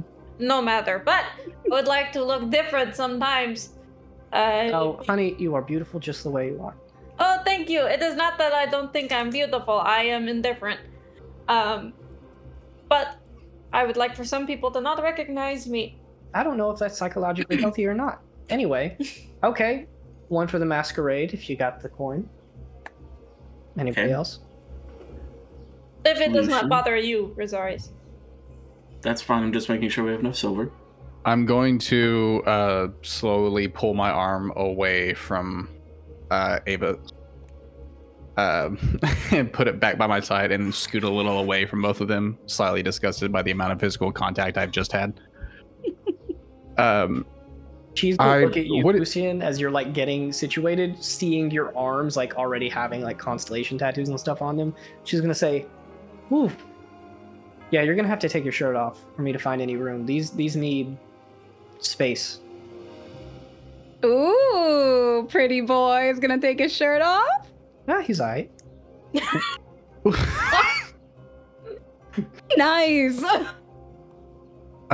Would we be able to do this somewhere more private then? Don't be shy, Lucia. Only if you pay extra. How much extra? 25. Rosaris, we have a spare 25. Per tattoo. Per tattoo. Yeah. Like to keep my work public. It's like free advertisement. Well, you don't have to do it private with me. Public all the Didn't way. plan on it. I do not mind if mine is public, but I have heard that some people don't like when I take my whole top off, and I would like it on my back. If they don't want to, I'm mad at you. She looks away. I keep forgetting. Well, she's gonna look over at Flaviano and like snap and get his attention and call him over here. And she says, "Hey, do you have any of those curtains that we could put up over here? You know, get us a private table." Flaviano says, Yes, of course, Andrea, anything for you. And he runs off, and eventually a couple workers come back, and they have like these like poles and curtains that they're starting to set up, and they're gonna like essentially curtain off this little corner of the room for you guys. Oh, if it does not bother anybody else, I would also like the barrier to wait. No, never mind. You said 12 plus dex? Yeah, which is not Lower. gonna help you at No. all in sunlight. Flaviano, after the curtains get set up and you guys are sitting there discussing who's getting what, he's gonna peek his head through and he's gonna say, first of all, you're welcome. And he looks at Ava. He says, second of all, your payment for rooms has ran out, but I will just start a tab and bill you guys before you leave. I trust you. You seem trustworthy. And if you're not trustworthy, I know how to find you. I am trustworthy. And he closes the curtain. Yes, Ava will not let us not pay. I mean, Dahlia, not Ava. Ava would let us not pay. That's Yeah, for what are you talking about? We're sorry. No, Dahlia would not let us not pay. Ava cannot condone thievery. What are you talking about? Yeah. And also, what? Rosaris won't let us not pay. Anyway, Andrea is going to sit there and kind of chit chat with you guys, figuring out what tattoos you want, explaining kind of how they work. You guys get the idea. Go ahead and start making Cool. a list. Rosaris, what do you Lucia. want? I will go last. Lucian, Leo. Leo wants a lightning bolt tattoo. You just want Cool. the shape. You don't want nothing special. No, like literally the lightning bolt spell. Oh. But like Right, in the right. shape of a lightning bolt. I feel like that would be So cool. They can take so, whatever shape you guys want, but I'm obviously going to give it my little artistic flair. So Yes, my over the whole table, is thing that was first, sort of second, or like- third? I don't know spell. Third. Got it. 350. I feel like it's my whole shtick, right? Like I'll just like crackle a little bit, and I've experienced people casting lightning before, and I'm not able to do it Oh, in that sort of capacity. I do have to let you know, you do need someone who can cast the spell. I can't do that, but the spell, whenever I'm giving you the tattoo, has to be cast into the tattoo. It'll retain it, and then, again, it'll naturally recharge. Lucian, can you cast lightning bolt? Oh, Over no, the you table look like if I you have took- spell slots. You don't have to cast it into it right now, but it's just going to be kind of sitting on your skin until then. Well, it'll look cool until our wizard guy can put it together, because if I'm able to cast the lightning bolt spell, it's gonna be the battlefield's gonna change. I'll Oh, tell you that much. I do have a question. I know that tattoos, they kind of hurt the skin, yes? If I use healing magic on the tattoo, will it go away, or will it just heal and it won't sting? You will need to not use healing magic on it. Last time someone tried that, the tattoo got all wonky, and then they tried to cast a spell and accidentally turned themselves into a chicken. A chicken! Mm-hmm. Delightful. So I can't use healing magic like it at all? On yourself, just on the tattoo. You can still use it to cure other wounds and things like that, but don't sit there and do anything. There's like a lotion you have to apply to it. You gotta let it heal naturally. You gotta wash it. A lotion. Oh, that will be... Never mind. Thank you. Mm-hmm.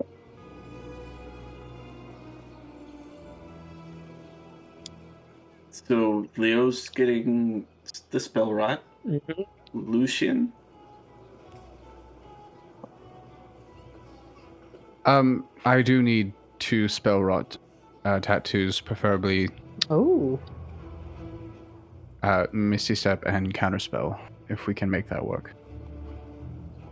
I certainly can. The more you spend, the more I make. Well, barely now, giving all these discounts.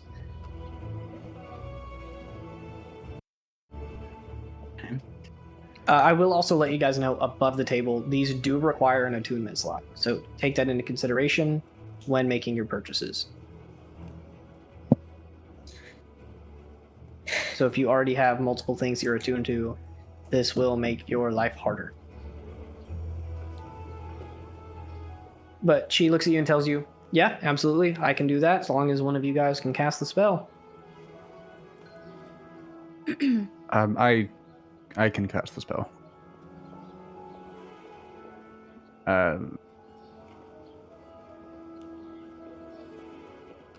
I'm going to use Arcane Recovery, by the way, to replenish them. Go Spell ahead. slots. Ooh, guys, Gatlin's reading his character sheet. Love to see it. Hey, I've known about that one. I just haven't had to use it yet. She starts looking around to the rest of you. Okay, we got those two. Anybody else? Anybody else? I would Jordy- like the masquerade. Yes. Yeah. Yes, I heard Zach. Can I try to put a do the third level spell rot, and have life transference as my spell? Yeah, But I would need to force my level up to do that. we could certainly attempt it. Ooh. You said it's third level. Yep. Life Um, transference. if we include Ava's 1200 that she needs, we're at 3165 right now, so we can all afford to get what we want. I forgot how much silver y'all had. We have 5,000 currently, I think. Damn. We Here I are was once we're done with this, we're at Yeah. 5727 right now. That's all I was asking for all of them before I said yes to any of them. So theoretically, we'd have enough for Okay, Gwen and Aethera as well. and Ava. If Another is- 25 for my privacy fee. Another 25 for the privacy fee. Hang on, wait. I Do don't we think we need- need the privacy fee because we have the curtain. As long as you're okay taking your shirt off in front of the party, at least mostly off, so that your shoulders exposed. You can wear it like Don't be shy. No one's gonna make fun of you. especially Sure now you're you're is not. comfortable. Sure Lucian you're is not, okay like, with Dahlia weird. being there. Wow. Lucian, what do you have under your shirt? nipples. Why are you being so weird about And the it? belly I button. guess mine's gonna have to go on my back because I have so many scars. Mine's going on my back. Ooh, or Maybe on I my, just on my tummy. Don't. Listen, you Maybe can pick the you spot. just I don't. need about a 4-inch by 4-inch area. That's why I was putting dots on your arm. You see them? Any of those spots you can take. There's enough on your forearm, on the back of the forearm. The wrist is a little too small. The shoulder's a good spot. Right on the back of the shoulder is a good spot. The center of the back can work. If you're feeling real nasty, on the neck like me, and you guys see that she lifts up her chin, she has like a rose tattoo with like thorns going around. Oh, that's so cool. Thorns going around. Yeah. Lucian, everybody's taking their shirt off. You'll be fine. Everybody's Makes it more doing comfortable. I it. can do it. No, it's not necessary. I just prefer my privacy. Dahlia can stay here for obvious reasons. But I Because would I'm a prefer my own lesbian. privacy. All right. Because you can't see. Since when? She says, listen, you guys do whatever you want to do. I mean, after each tattoo, I'm going to tell you to go, I'm going to get you bandaged up, get you set up. You can just leave if you want, as long as you pay. That's all that really matters, right? Yeah. I want my. Let's do it. Let's do it. She blows like bubble gum into a bubble and it pops and she says, all right, who's first? Let's just Ava? get mine over with. Oh, okay. No. Wow, Lucian's stealing my thunder over here, and he doesn't want to show me himself shirtless? Okay, whatever. I don't, so please leave. She's gonna wait outside of the. I will also curtain. go outside and go, Ava, I am getting a sun tattoo. You stay away from me. And Ava's gonna walk farther away. Turn around. Dahlia, I'll keep you company. Don't worry. Leo, I am getting sun tattoo. Do you think I should get it like big on my back or like on my solar plexus? Right here. What are you going to do with it? Masquerade. Oh yes, masquerade. I feel like some more central would be good. More central. So like Ooh, maybe. right there. Dahlia, do you ever wear shirts that sort of are like open back or top of the neck? Because like a sun on the back of your shoulders, like in the middle of your back, would be really cool. Well, I wear my hair down. It is like Oh, so big never and curly. mind. And I wear, like, to let you know, Dahlia wears a chest binder and like a strapless chest binder and like baggy pants, and that's it. That's all she wears. So center of the chest, yeah, that'd be great. Right there? Be super cool.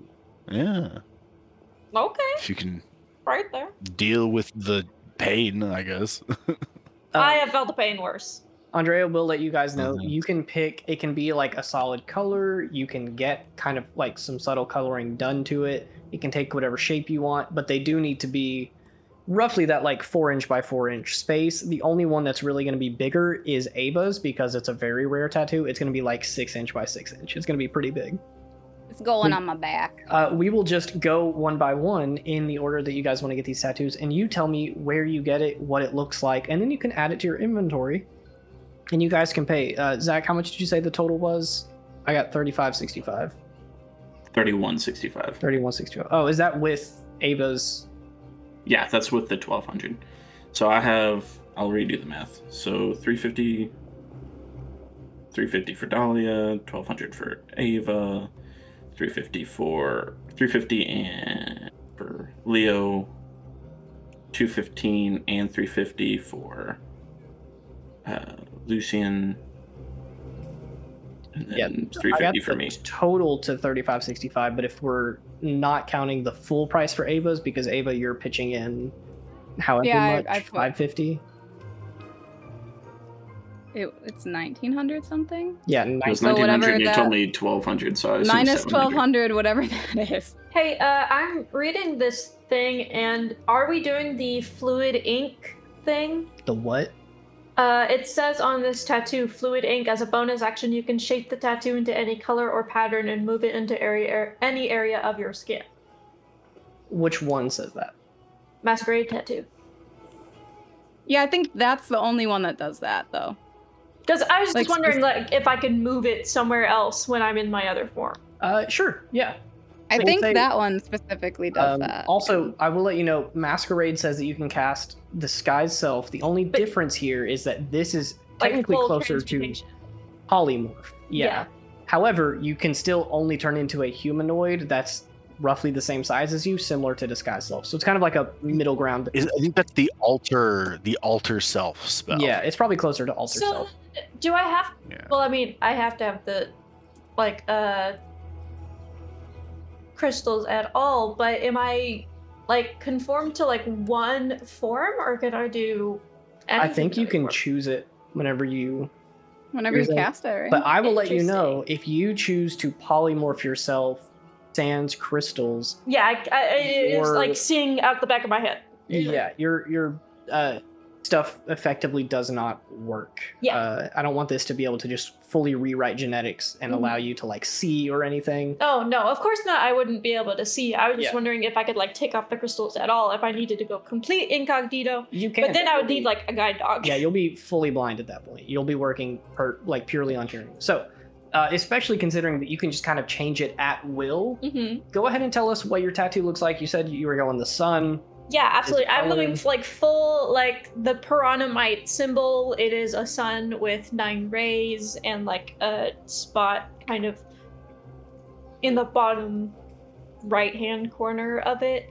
I would like it in, like, if I can, like, golden ink. Yeah. You can do golden ink, and then if you want that sun colored like a little bit darker, you certainly Yeah, can. yeah. And it's just like right here. The rays go out as pretty much as they Yeah.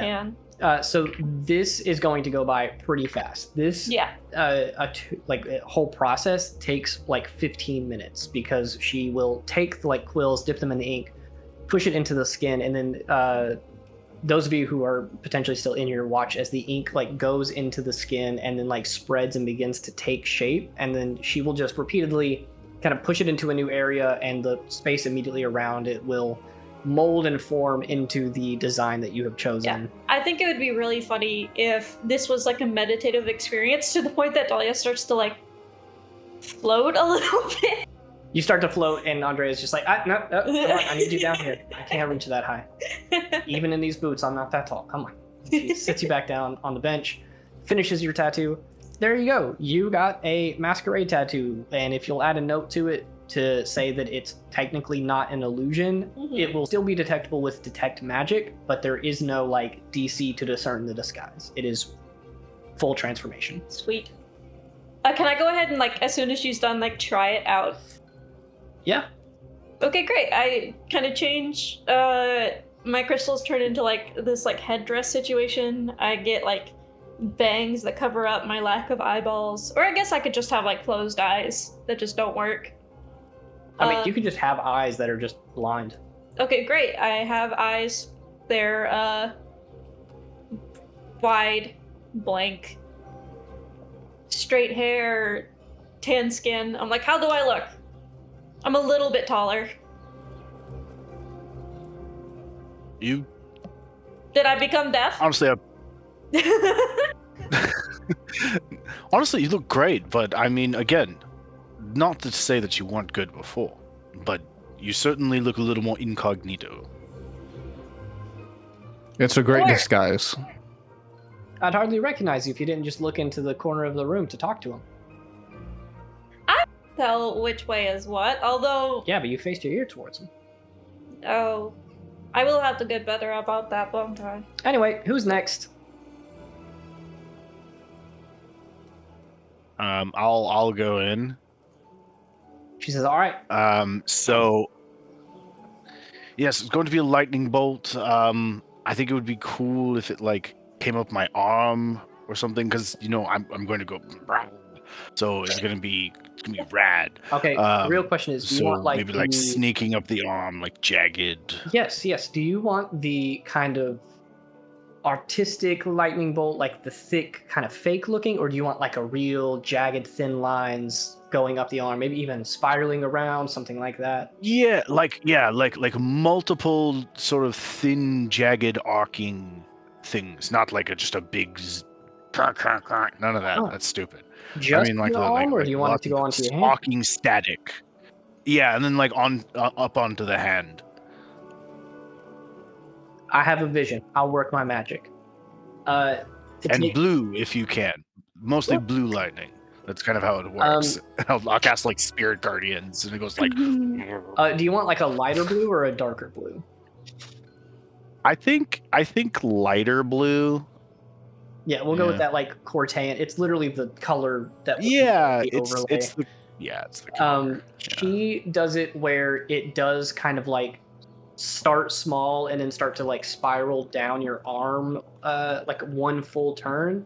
And I will say that unless you tell her otherwise, she's going to make it kind of coalesce on your hand, and then like the ends of the lightning bits will like end on your fingers, so that you have like a little bit of a hand tattoo going as well. That's sick. Do you get that? She finishes it up. Yours takes a little bit longer, probably like 25-30 minutes, just for the extra decor there. She says, great, all right, I'm gonna leave it bandaged up, and she kind of like wraps up your arm as best she can and has it where you have a little bit of movement with it. And she says, just as soon as you can, get that cast into it before it heals. Otherwise, all of this was for nothing. We'll have to dig up the skin and get that ink out fresh. I'll get Lucian on it straight away. Aye, Captain. Next. I guess I'll go next. I spent that time taking off my armor. While you go, Lightning Boy, you want to fetch me a drink? I know for a fact Flaviano is going to give it to me on the house.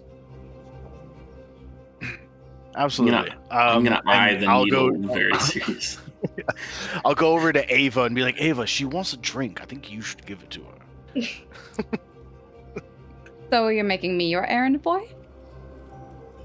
Also, just want to see you square while you talk to her. It was fun. Shut up. I'm gonna punch you in the arm. She'll call Rosari's over. Zach, tell us where this tattoo is going to be and what it's going to look like.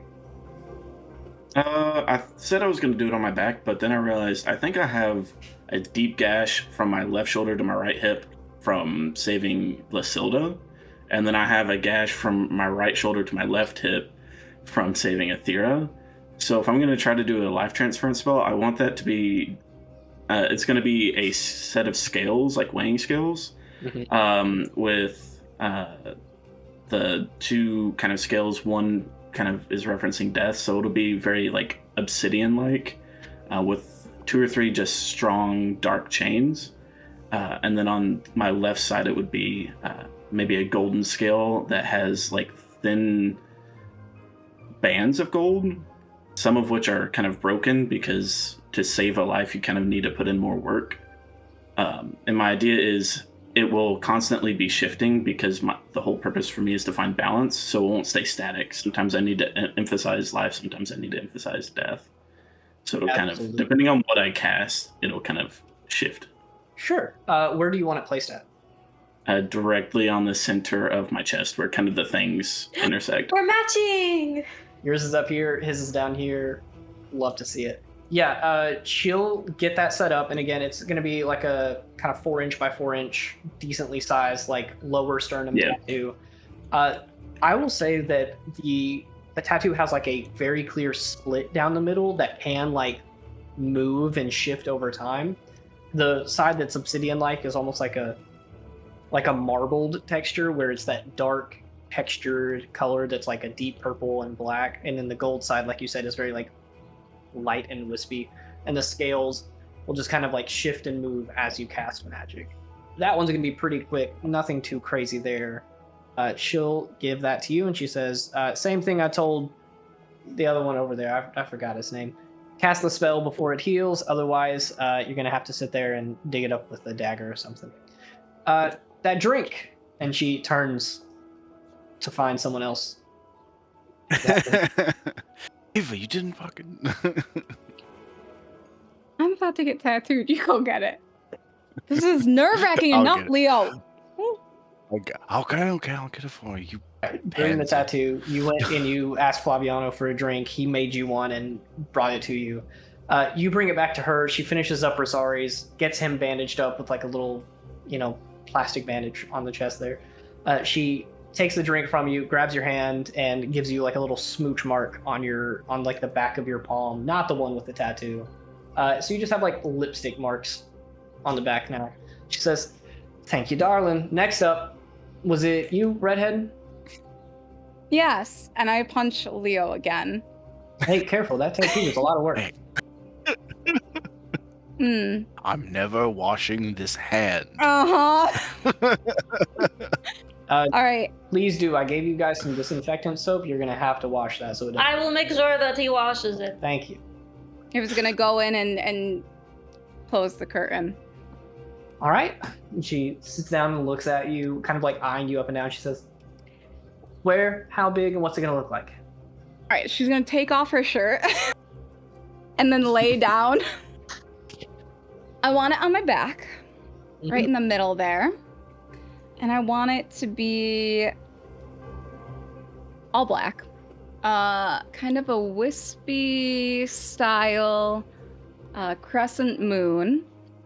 I want a bunch of bats all around it circling.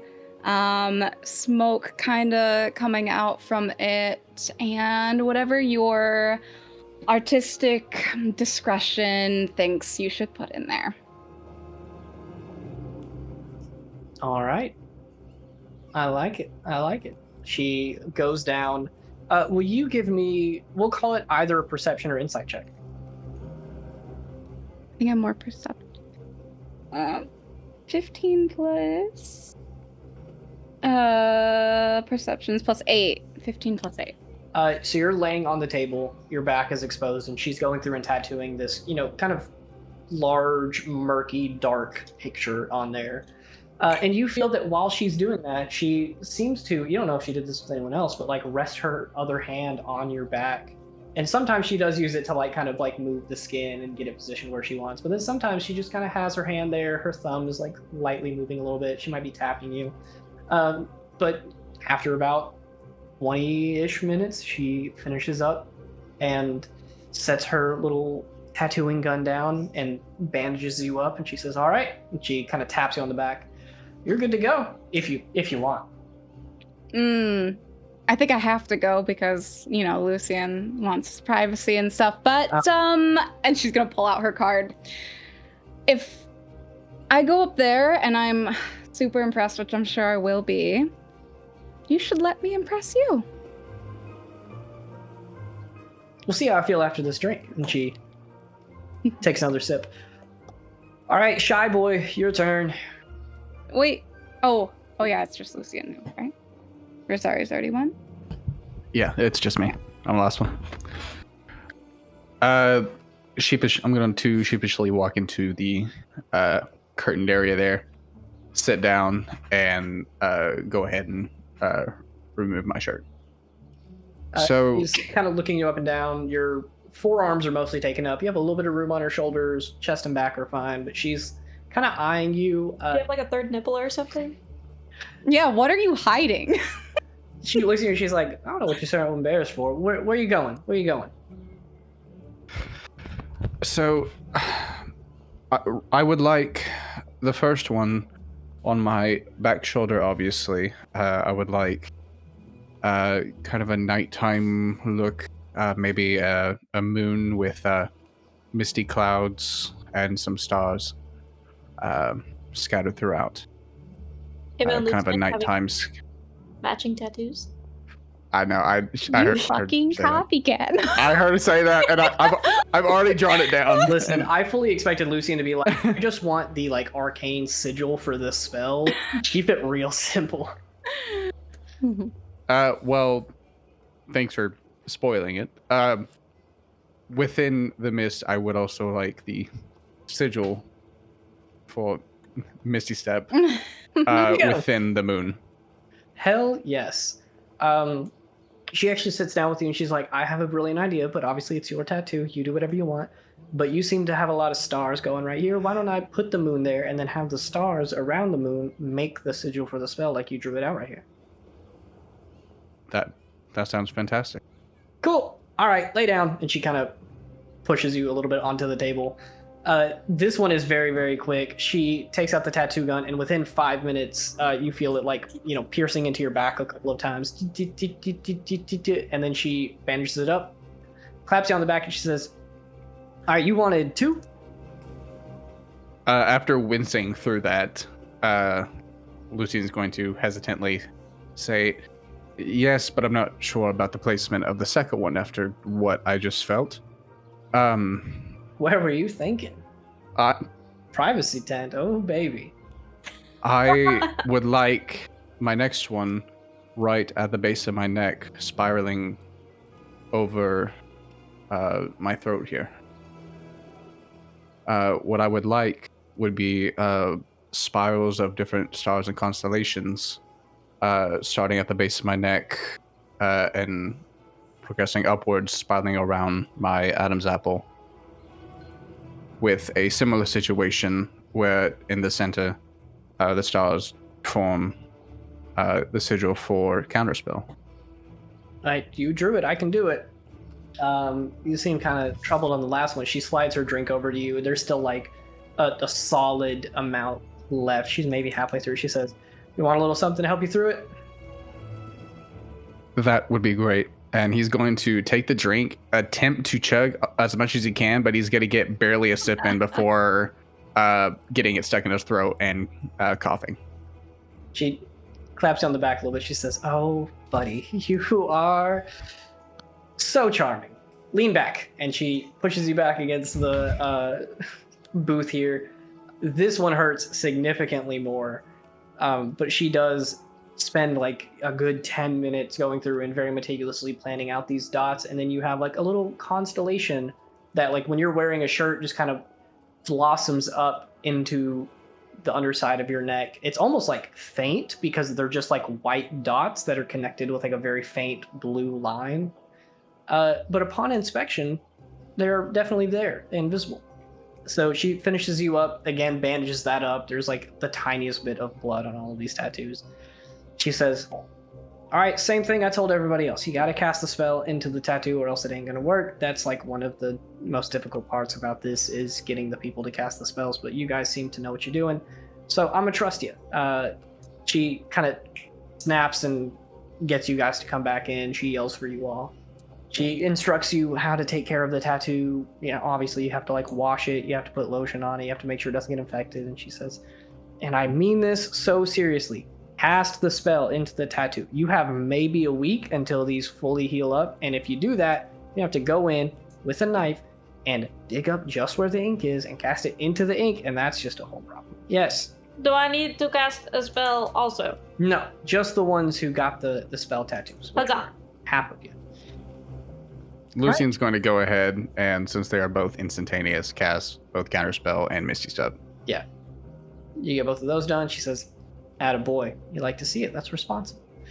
All right. Well, anything else I can do for you, lovely ladies and gentlemen? Does this form look okay? I like it.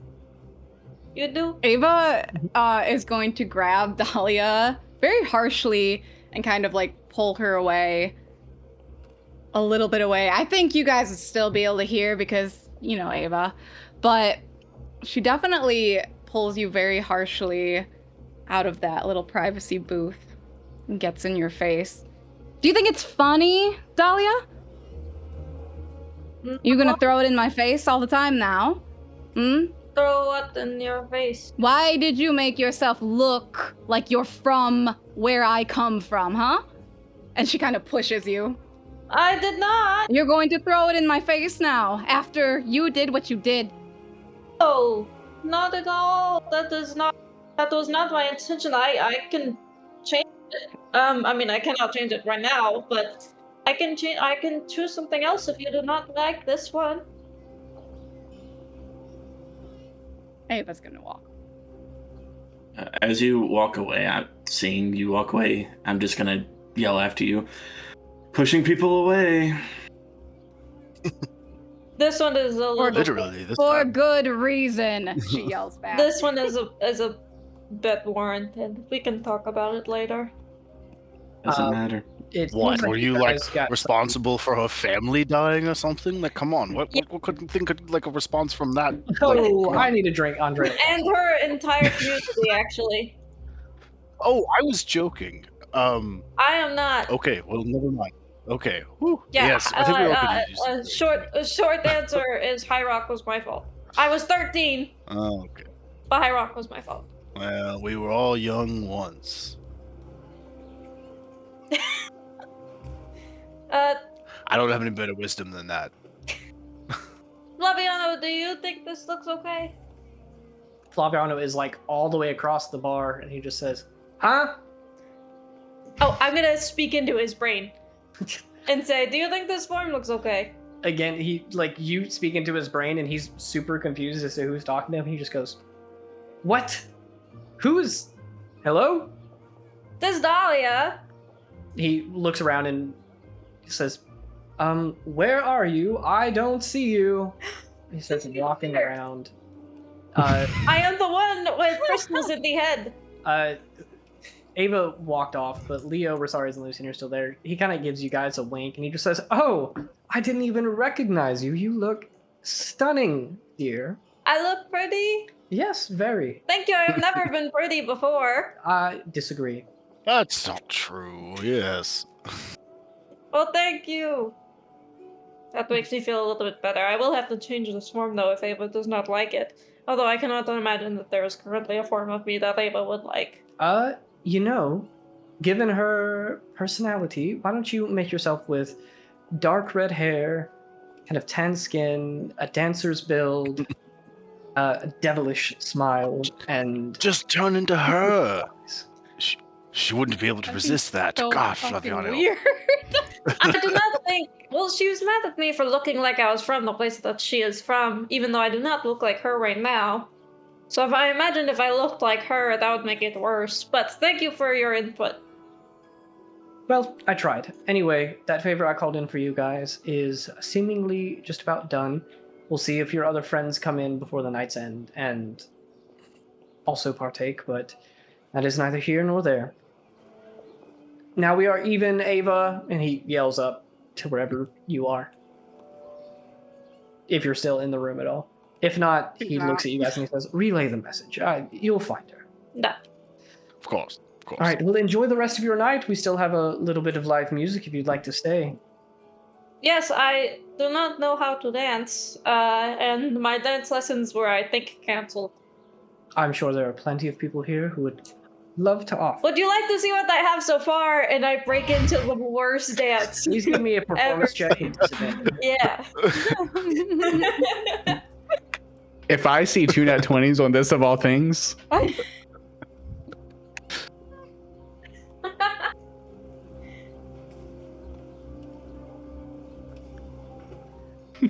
You start dancing, and Flaviano just says, "Oh dear, no." And he takes out his wand. Make a wisdom save for me.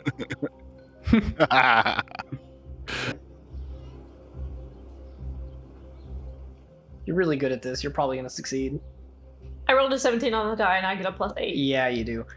So you feel like magically pulled, like he's trying to help you dance, but you're fighting against it so bad, doing this like awkward jig, and he just says, I have to go work in the bar. My talent is too strong. Yes, I must go. Good night, everybody. And he awkwardly shuffles out and kind of gives you guys a look. Can I, having been raised with Kata, can I try to step in and take the lead to show Dahlia how to dance? Absolutely. I will let you also give me a performance check.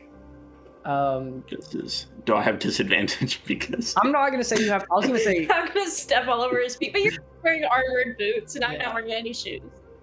Ooh, I don't want to give you disadvantage, but I also don't want to give you advantage. We'll just say it cancels out. Like, you were friends with Kata, she definitely danced, but you were never quite a dancer. Cool. Ooh, I'll tell you what you can do before you tell me the roll. Instead of making it a performance check, make an acrobatics check. Your bonus is going to be wildly different there. Actually, tell me both. Tell me both. If you want me to just roll one die and tell you both, yes. I got a 13 on the die, which would give me a 16 performance and a 12 acrobatics. I will say on a 12/16 that you're not the most like skilled dancer, but you certainly know like the moves and stuff. So you step up and begin to like help guide Dahlia, who probably looks more graceful than you do dancing, but you're able to be like, oh no, step like this, move your hands here. I am a fast learner. Yeah, so we'll say that after a minute or two, you guys like actually get into the swing of things, pun intended, and actually look like you're doing a good job dancing to kind of just like soft ambient music, like no live band is playing right now. Cool. Thank you. You're welcome. Not the best teacher. We need to get Ava or Kata here. Well, Ava probably won't be teaching me on the account of... I will... Yeah, I'll deal with her. Before we wrap up... It is alright that she is mad at me. Before we wrap up for the night, last call for anything you guys want to go ahead and get done. I know we've like barely progressed, but there are a couple of things that you guys have been crafting. We could go ahead and round those out and like... Can Lucian make me a scroll of scrying? Probably not. I don't think Lucian has that spell. Can he somehow do it though? It's 5th level. I don't think he has that. Okay. Lucian, is your lover a wizard? What? Are you asking main character? Secret lover, where is he are you a wizard? Are you asking main character? Are you still there? Barge into your room. Lucian, we're still downstairs. This is a new day. This is the 4th time you barged into my room in character while I'm somewhere else completely. If he's in there, there's a we're on a new day. I'm also in there. If we're canonically sharing. We're on a new day. She barges into the room that you were sleeping in. You're not sleeping? in a new day. No, we're not in a new day. I still got things to do. Come downstairs. Oh, I have to come back downstairs. Yeah, well, I don't need it done right now, though. Then we'll postpone that. What else do you guys have to do, like, immediately, and then let's wrap up anything you guys have for the rest of the week. Plural. Yeah, can I make my last check? Yes, we'll do that before we leave today, and then you guys can say what you guys have crafted and made. Can I force my level up? Yeah, go ahead, attempt to cast it. I'm gonna say give me a spell attack roll. I'm gonna set the DC at... Ooh. My spell attack is +7, if that helps you set a DC. I'm gonna set DC 20. Cool. I'm gonna roll it on D&D Beyond, because I feel like this is more important. Why am I just rolling a random die? You can just hit the spell attack. Do that. No, you can't. Just kidding. Roll a random die. Need a 13.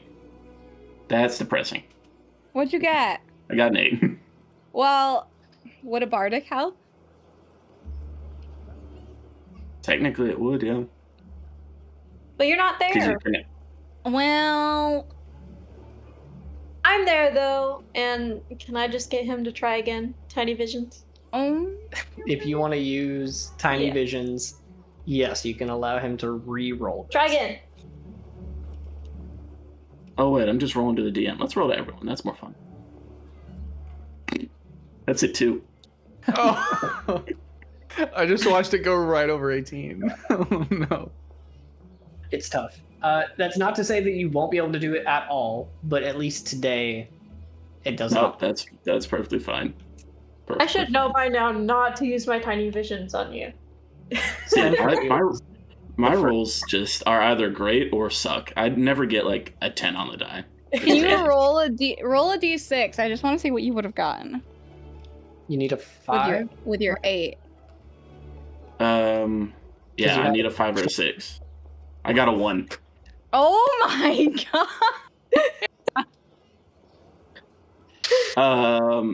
Yeah, do it I wasn't have happening anything? tonight. Do I have anything? No, I don't. Cool. Yeah, we're good. I have guidance. I'm going to wait until people start going up to their rooms. If anyone else has anything they need to do. Just Uh, crafting. Zach, I'll let you crafting. do one more set of checks for that before we round out the week. Because again, we're covering like 2 weeks of time. Like there's plenty of time for you Yeah, to do these. So We'll just say that I'll do it later. you're struggling with it. Yeah, at first. Lucian, while everyone's going up to the rooms, you see me in a corner just like, gosh dang it, this stupid. Stupid tattoo in my chest. Just punching my chest, yeah. Are alright, you What else do you guys have? Lucian, I need you to cast the lightning bolt spell. oh Quick! right, and I'm going to place my hand right next to his arm. And where did you say it was? Was it your arm? It was your hand, right? Yeah, it's like it's on my right arm. Yeah. And I'll cast lightning. I've already taken a spell slot from it, so. Fantastic. Liu, you feel a jolt of electricity that initially like stings and hurts, but then it quickly dulls as it is transferred into the ink, and you see it start glowing blue and then fade as the spell is stored, and you now have lightning bolt on your arm. Pretty fucking sick. All right, what else? It is 10:03. Let's I need to make my last check. yeah. Anything else before crafting checks? Because those will be like the last thing we do. Because those are supposed to take like the whole 2 weeks. I So, think I have another conversation to have with people, but I think that'll be like another whole thing. So Gotcha. I have a small conversation that I was going to try to have with Rosaries after we all went back up. Go for it. Do you want to start on your end, or do you want to leave that a mystery? I can start on my end. He's gonna kind of walk past the room I'm staying in, and he'll hear me doing my sending spells. Mhm. Let me get to that tab. I'll say, do you want to hear the first both, or do you just want to hear the second one? I think the second one would be more interesting. out of the two. I'm just gonna do the second one. Like I'm coming by like halfway through it. So makes yeah, more the sense. first one is to Kata, which the party does know who she is. To Kata, I'll say, Hyena, I'm fine. Please stay safe with Balgroth. Let him know Arion is the sword. Echo can be trusted, so respect her. I love y'all. I got to 25 words with love, or 24 words with love, and I was like, there's no plural you in normal English. Forcing that in there. Do you want Kata's response now, or do you want to go ahead and send your second? We can do the responses. Uh-oh. Oh no. The Every anticipation. time. Now we're waiting for the responses. Oh. I'm also Dude, sending this. I hate my internet. There you I hate are. my internet. This got is stupid. We can do the responses to both of them next week to give you time. I don't want to throw it at you. So Lucian, as you walk up, you'll hear the second one if you want. Yeah. The second one is one I will hear in character. the second one, I believe I typed it up wrong, Shorty. I'm going to say Fira, sister. So Fira, comma, sister. Arthur's mother is alive. Not sure where. Where are you? I trust you to lead the siblings. Kata is with Belgroth in Ilium. I do have the responses if you want them this week, but I'm going to let Lucien go ahead and... I'm also sending a sending. We'll do that after Lucien interacts here. So I'm going to walk in, say, apologies, am I interrupting? No, I was just sending to both of my sisters. You're fine. Oh, I didn't want to bother you since I've been sort of abusing your magical abilities lately. That's initially what I was coming up here for, to just check in on our progress and see how we're doing. The question right now, over table, do you have, like, do you still have all your armor on and everything, or have you no, started taking stuff off for the night? I doubt I would put my armor on immediately after getting a tattoo. So we'll just say I'm in sort of a, it's not, it is sleeveless, I'll do it that way. Kind of like a thick spaghetti strap. I don't know what those are called. I don't do clothes. I just wear t-shirts. So you can see like my shoulders below on my arms. Okay. Can I see like any of your scars or anything? Like any of your I'll say at this point I was like beginning to take off my shirt, so I'll just continue to do it, and you can see all of my scars. Okay. Lucien's going to take note of that, and he's going to say, so I've been wondering, since everything went down, have you felt the same? This new whatever you are now. Yeah. I feel both the same and different. Everyone treats me differently, which hurts, but it's the fact that it does hurt that reminds me that I am at least partially alive, or at least not dead. I mean, personally, you're still the same to me. You act the same. You're virtually the same person. Honestly, this is the best time for you to be non-emotional, and I appreciate it. Well, I mean that in the nicest of ways. But I did have a question, another question for you as well. Do you remember that man that I spoke with the other night? The one that Ava, the for some reason, kept focusing on? Yeah, I don't know where they got that from, but yeah, I know who you're talking about. What was their obsession? Never mind. I don't want to know. They're weird. Yeah, we're the only two normal people out of the party, I think. I could agree. Over the table, disagree. Athira is also relatively normal. We don't trust her. She lied about everything. Yeah. So that was actually a Professor Raymond. He was my sister's professor back when the accident happened. Interesting. I won't go into too many details of our conversation, but he's requested my help in hunting some sort of fish creature. I believe it was an Abeloth. I'm not sure what that is, but if you need it hunted, I'll go with you. To be honest, I'm not sure either, but from the little that I've been able to find on it, it's not going to be an easy task. Never is. But to help you, I promise you I'd help you find your sister. And I intend to keep one promise in my life. So. Well, I appreciate it. One part about this creature that really is concerning me is a trait that I didn't find out until I went to the library earlier, is its ability to transfer consciousness from itself to its offspring, which I'm assuming is the driving force behind the professor's interest. And to me, that seems like a very dangerous path. And with your experience, I wanted to hear from you how this sounds, because to me, it sounds like he may attempt to pull my sister's soul from wherever she may be, and I don't know what that could lead to. If you want my opinion, I think it would be better for us to save your sister, body and soul, because when the soul is ripped from the body, I don't know if I have mine fully or at all. Dahlia seems to indicate I've lost at least something. We are dualistic beings.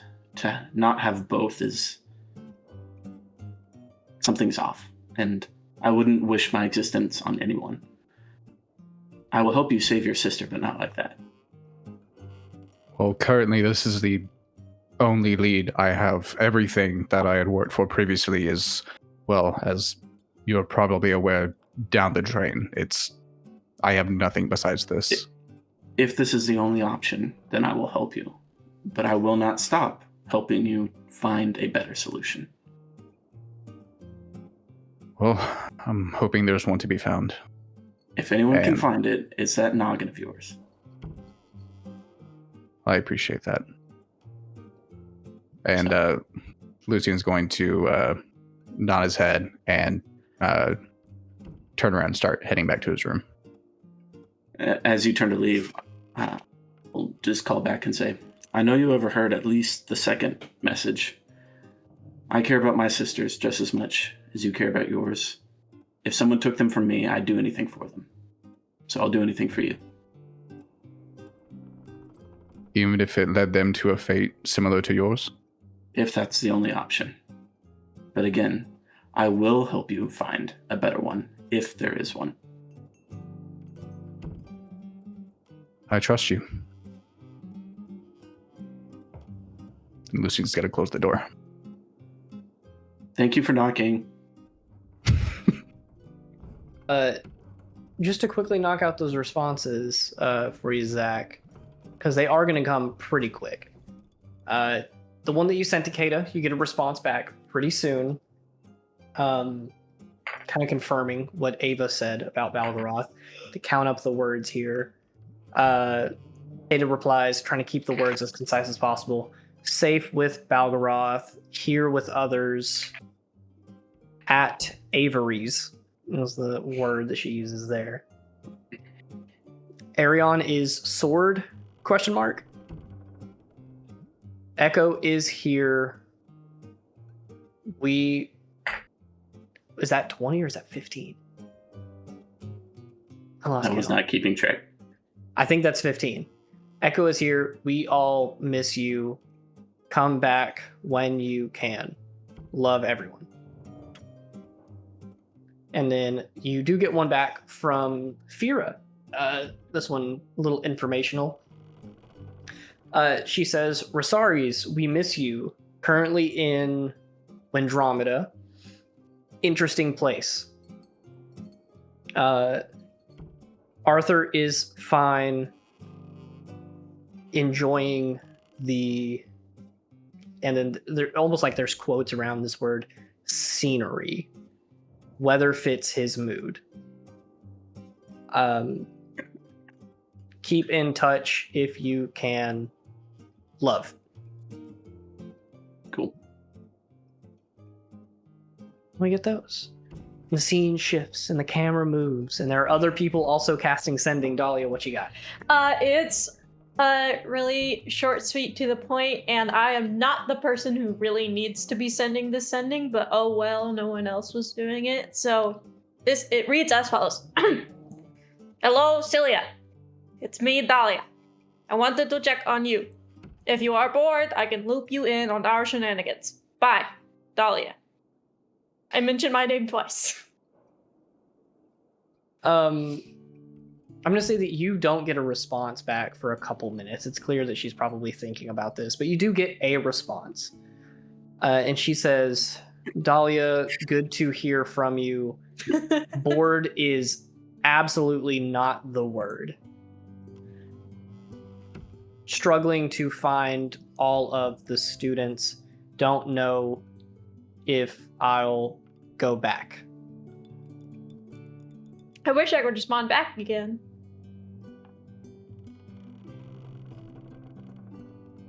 If only. Can I think about her real good and that counts as me seeing her so I can communicate with her telepathically? One way? No. You're so lame for that. You can always ask me to get you another sending scroll. Yeah, but they're expensive. To let you know, I've been keeping a little bit of money just for Dahlia, separate from the party funds. Thanks. Because you never keep money. Thanks. I think with that, we're at the point where we can round out Mhm. those crafting checks that we started off camera last time. Let's just go in the order that I wrote it down. I'll let you guys tell me everything, but the first one is an amulet that was, I believe, crafted by Rosaries and enchanted by Dahlia. Yeah, I And need to finish enchanting it. To fully catch up anybody who's watching this part, even though it is, just kind of meticulous paperwork at this point, but whole set of homebrew crafting and enchanting systems. You guys, as proficient with tool sets, can make checks with those to craft objects. As spellcasters, you can enchant objects over time. They just take a bunch of spell slots, and especially with the gritty rest times, those certainly take a toll. So what we will do is, Rosaries, go ahead and give me a crafting check to finish crafting the item. The DC is going to be, what was it, 12? 9 on the die plus 8, 17. 17 is fantastic. As a matter of fact, you technically critically succeed because you got 5 over. So I'm going to say that you get 5 silver pieces back from your materials that you just have extra. Not a lot, but hey, it'll work. Go ahead, describe to us, and you can defer to others if you so wish, but what does this amulet look like? I'm going to combine this with my description of the armor that I had commissioned for Leo as well. So the armor is a lot less ornate than what it used to be.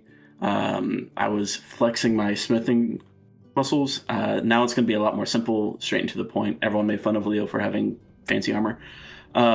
It'll just be sort of the base kind of plate armor that you think of. The main difference is there is a copper wire that is heat treated to be blue, kind of zigzagging down the chest that mirrors my wound from Advent.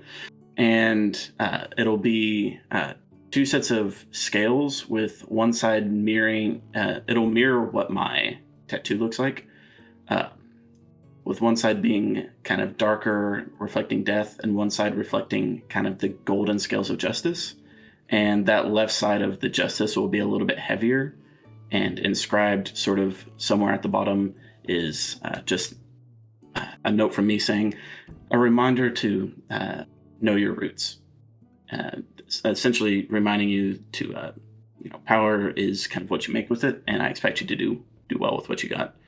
The thing that me and Dahlia were working on is an amulet of the devout that they will help me finish enchant. It will look very similar to your Cortean amulet, and I crafted it specifically to be able to fit onto the same necklace, kind of right next to it. For me, the only thing crafted on it is a little phrase that says, mightier is the pen, deadlier is the sword. I trust you to know when and how to use both. For those of you who don't know, that first line comes from Shorty's A Forward on Religious Studies. It is a quote from him on the Church of Cortez. Zach literally studied for tests in a fake game. Mad respect. I just pulled it up. Dahlia, go ahead and make your spell attack roll to finish crafting this object. The DC is also 12. I got a 19. Fantastic. Yeah, absolutely. Finish it super easily. Yeah. So I'll let you guys kind of like deliver these items to Leo, but mechanically speaking, I believe it's just plate armor and amulet of the devout that you get to add to your inventory. Yeah, I'm then- just kind of like using sunlight, almost like string, and like weaving it into the amulet. So obviously it is nothing to do with the sun, but because I'm the one who enchanted it, it's always just kind of like a little bit warm to the touch. Like it's warming. You can feel it. And technically, I believe this is from Ava. Yeah, Ava would be there when we So- present it to him. Right. So I would give it to, I guess, Rosaris to give to Ava. Who would, I guess, feel that it was warm and remember that I was the one who enchanted it. But I wouldn't be there because it's not from me. Cool. The armor's from me, so I'm coming with. Oh, yeah. Tell me you guys just barge into his room. Yes. I will, as soon as she reaches for the handle, grab her hand and knock on the door. God, did someone just knock on the door instead of barging in? I always knock before I barge in. That doesn't count. Yes, it does. Through the door. And then over the table, Leo, for you, plan is to let Lucian enchant that armor to be lightning resistant. Yep. He's a But busy yeah, I will. eventually. I'll just kind of have my armor, but then defer to Ava to present it. Rosari's got you some gifts. Oh? Amulet is feel her like I'm- idea, solely her idea. She told me to make it. Ava, you shouldn't have. Mm-hmm. Thanks, Rosari's. And she's gonna take the amulet and she's gonna walk up to you and put it over your head. I'll bow I a was little bit going because you're to- short. Yeah, I'm not that short. 5'6". I had this made for you because I was going to use the money that you gave me to buy you something nice, because you don't buy yourself like anything ever, you simple man, you. But then we got rich, so I didn't really need to buy you something. Instead, I thought it would be better to have it made for you. And Rosaries and Thalia spent their time and resources and abilities making this little amulet for you. And it's called an amulet of the devout, but you know me, I'm not like big on the whole gods and worshiping and all that kind of thing. But devotion, I thought, could be for anyone or anything, and perhaps the people around you. So I was hoping, and she's gonna like straighten your shirt and like make it all nice with the amulet, that if maybe one day where your head is stuck in a decision or in a time of need, you might look down and remember the one who said this to you and the ones who devoted their time and care and put their faith into you. And then she walks back to Rosari's. Ava, what I will say is that is quite rich coming from you, you goddamn hypocrite. And he will give you a big hug. Aww. Don't think this means I won't put my dagger to your neck if you piss me off. With this armor? Not a chance. Hmm. Yeah, and with that, I'll just walk up and be like, here, and just kind of hand it over. My man, the armor coming through. Very excited. Armor class of 20 now. Haha. You have a higher AC than me now. And I forgot what Amulet of the Devout does, honestly, but I hope it does something. Plus one to Plus one. spell, attack, and saves. Oh, right? okay, Yeah. good. Or channel divinity one extra time, which for Leo is pretty damn good. Getting to maximize that lightning bolt damage. Only problem Yeah. is when we enchant that armor, you're gonna have to pick and choose what you're attuned to. I know. I was sitting here thinking, I was like, I got that free action thing and that. If I get one more thing, I'm full. Mm-hmm. Take the Cortean amulet off. We're better. Our devotion amulet is better. Remind me, though. It is better. Speaking of, wearing the amulet and being pious towards your god, I have not awarded these at all recently, but both of you have done a really good job keeping up with them. Dahlia and Leo, will both of you take 6 piety points? I think you have them recorded somewhere on your character sheet. I believe that puts you guys at 21 total, if I remember correctly. I need to be a little bit better about awarding those out, but you guys are free to ask for them at any point. Like, if you do something related to your god, you can just say... Are these in addition to the other ones that I did ask for? No, this is those. Bro, I have no idea what you're talking about, so... Somewhere on your character sheet, mark down 21 piety, and I will Put it in the notes. Okay. Yeah. Just put it in the notes. I'll just put it. Okay. Yeah. Last thing before we wrap up, Danny, you said that you wanted to craft some things. Do you want to do that really quick? Yeah. Yeah, Cool. Poison. You know me. Which poisons do you want to craft? I'm gonna do the 2 Helios poison. I think I had 2 of the flower things in a contraband. Those ones are easy, so I think they're common. Yes. Let me pull these up really quick. Okay. Helios poison is... I don't even know where that is. Oh my god. You made it. Oh, I'm in potions. Oops. No wonder I couldn't find it.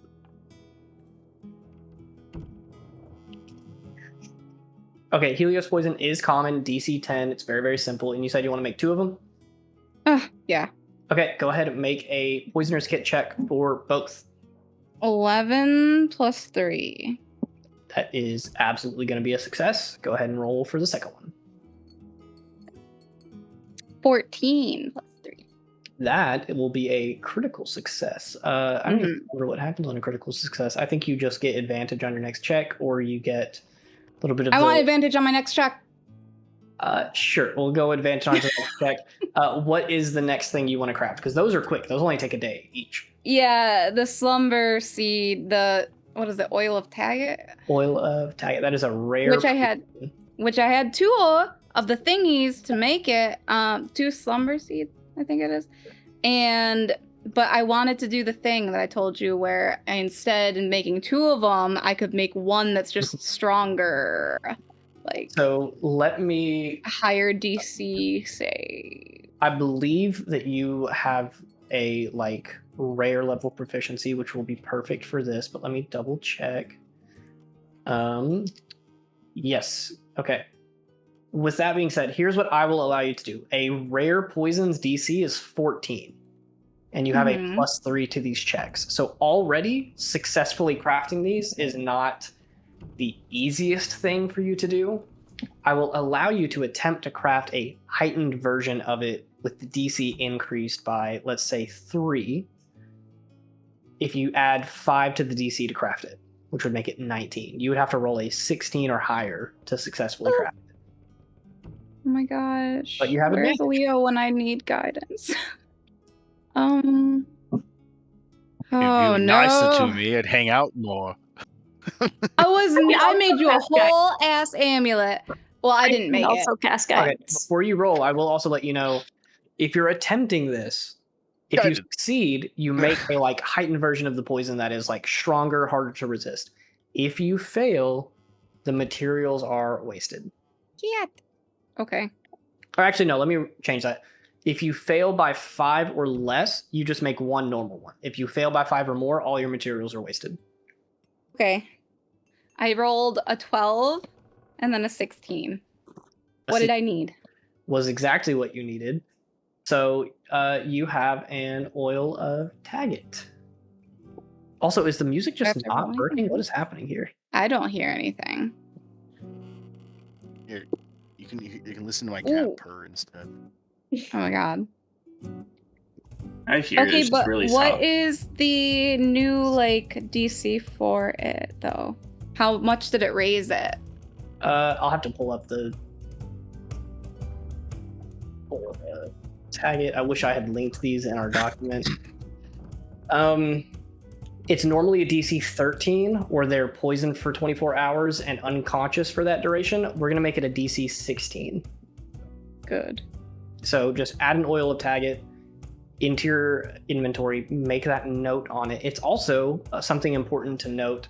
It is a contact poison, which means if it just touches the person, it works.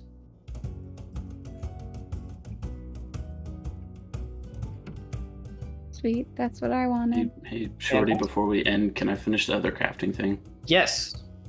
Sorry.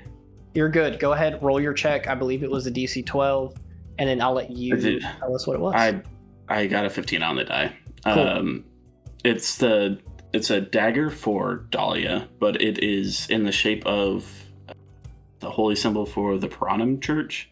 So it's the sun with the little spot on the bottom right. I don't know what to call that. And the words inscribed on the emblem, which acts as the sheath, is only those with a heart-like mind will find it, and it is inside the little circle thing. And then the top little sun triangle is the handle to the dagger that can be pulled out. And on the dagger it reads, "I sincerely hope you do not need to use this."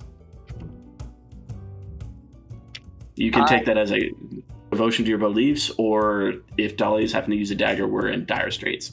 However you want to interpret that. Both of which could be very true. Dolly's got so many spells you could fall back on. If you're relying on a dagger, Jesus. If I'm relying on a dagger, it also means that I'm resorting to killing somebody.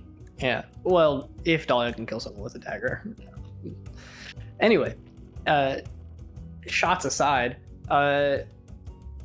Lucian, do you have anything left before we wrap up? Anything you want to work on enchanting or crafting or anything like that? Did we already take care of my enchanting after last session? I don't think you rolled for my armor yet. I think you just helped get them set up. He rolled a bunch of them. I rolled for... He failed like I rolled right, for the armor. Okay, we had you set up to where you had one more check left. He finished his, and then we did one more check on mine. Yeah. We did all... That's why I don't have spell slots. It's because I used all of them. Okay, you're so right. I forgot, because this is like the first time... Yeah, because he's just re-enchanting my armor. Yeah. Yeah. So it took a lot less to just catch everybody up. Rosari's armor, which needs re-enchanted. Lucina's working on that. It takes a fraction of the amount it would take to normally enchant it. So he rolled his spell attack rolls. Did good on some, did bad on others. But by the end of the 2 weeks, it is finished again. And your Kruthic plate is now resistant to fire once more. And you can begin wearing it again. But I think that's a good spot to end, because that will take up most of your time throughout the 2 weeks. And we Did we only do 1 or 2 armors? I had in my notes that I needed to do you finished the first 2 armors. I finished 1. Yeah. Okay. You only had enough for to redo my Kruthic, and then we'll just have to do your enchanting on Leo's armor whenever. Yeah. Cool. Hope I can find some extra. Shorty, I want us to go to bed. I want to roll this gosh dang D20 to see if I level up. Yes, let's do one more check. We'll Do say it on D&D Beyond. Yeah, this is outside of Dahlia's peripheral, so it is just straight up like just this D20. I think you need a 20 to or a 13 to succeed, right? A 13. Woohoo! Got a 14. 14! Hey! So, sorry, as you cast life transference into your tattoo, forcing the level up and getting your next level of spells, but losing a 3rd level spell slot in doing so. And now your 9th level abilities are free for you to use. With that being said, we will wrap up the session there. It is a little bit of a late one for us, but we did start late. We'll pick up next time, hopefully with our other 2 back in action, and we will pick up at this ball that we have been prepping for. So we will see how that goes. Thank you guys for watching, and we'll see you next time. Bye! Bye.